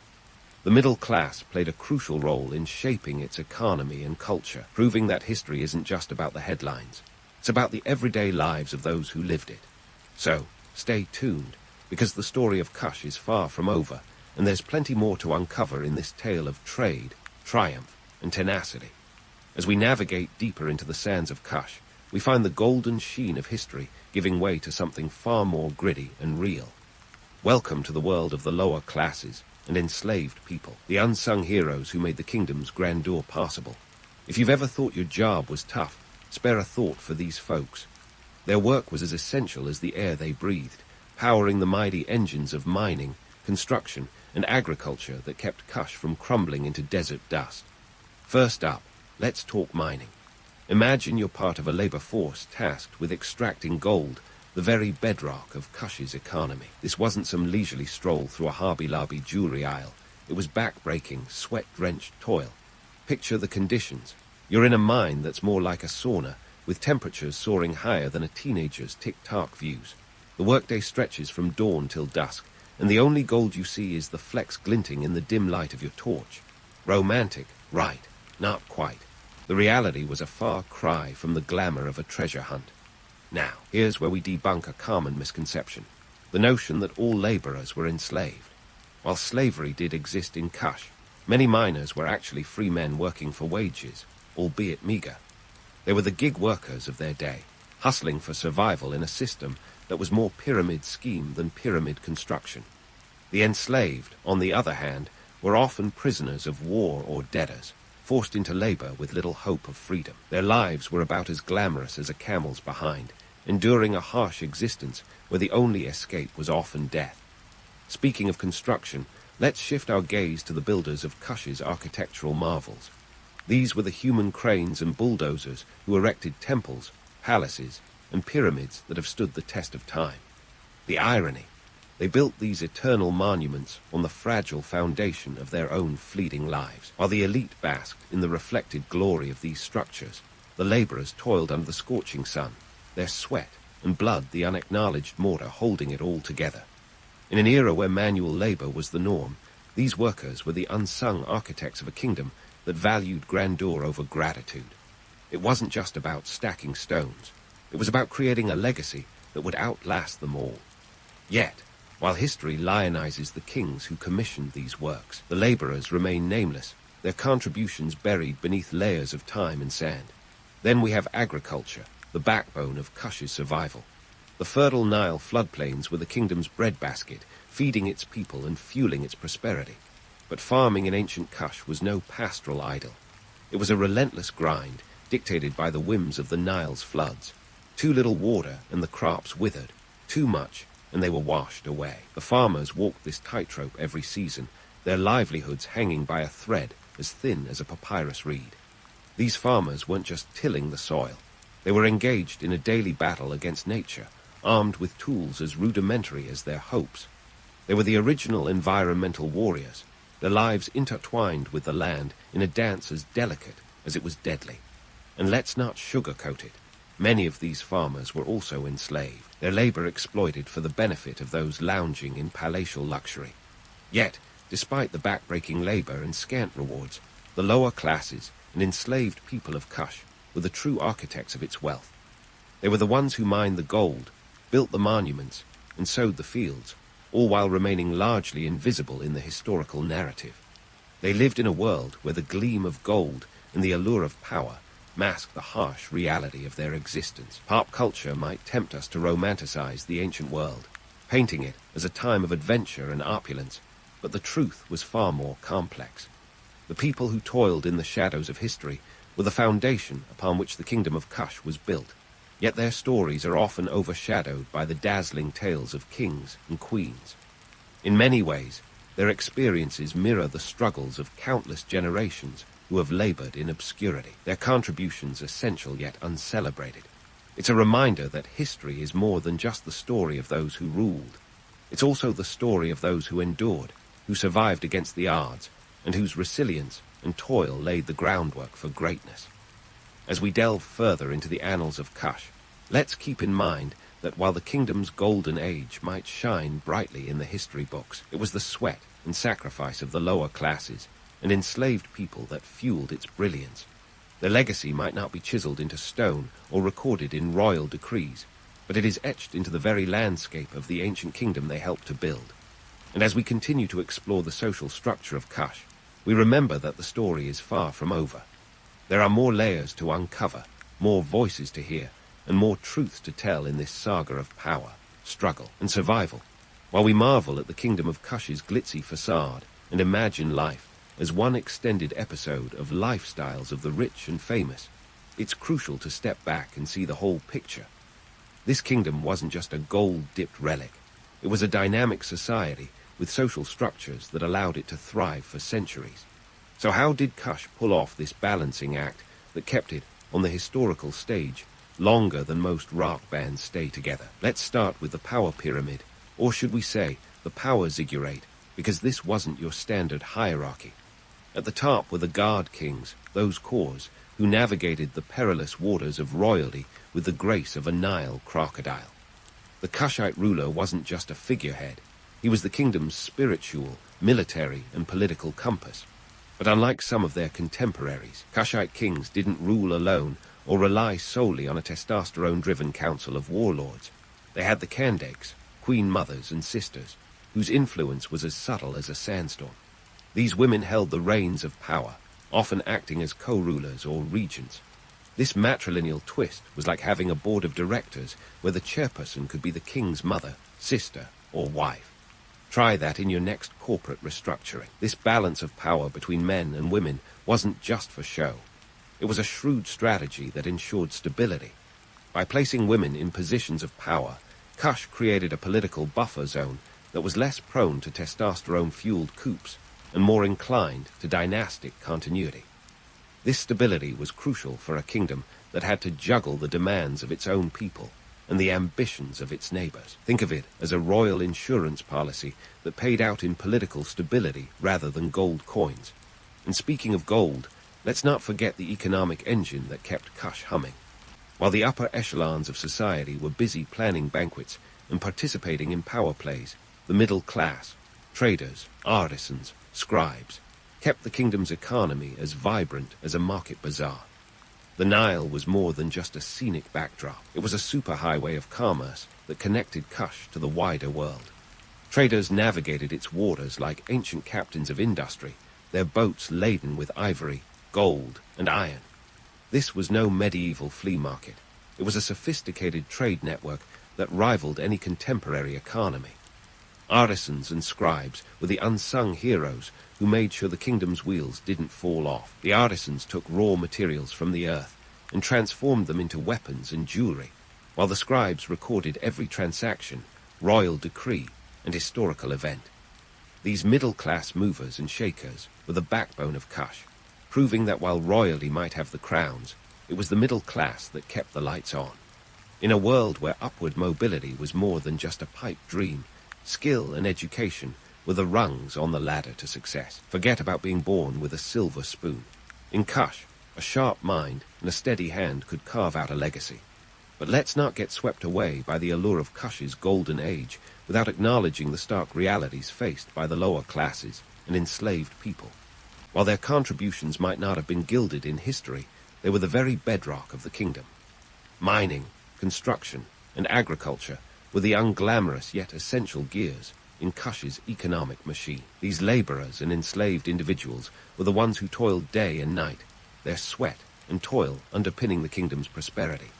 They were the ones who transformed the raw earth into riches, laying the foundation for the kingdom's wealth and ensuring its survival.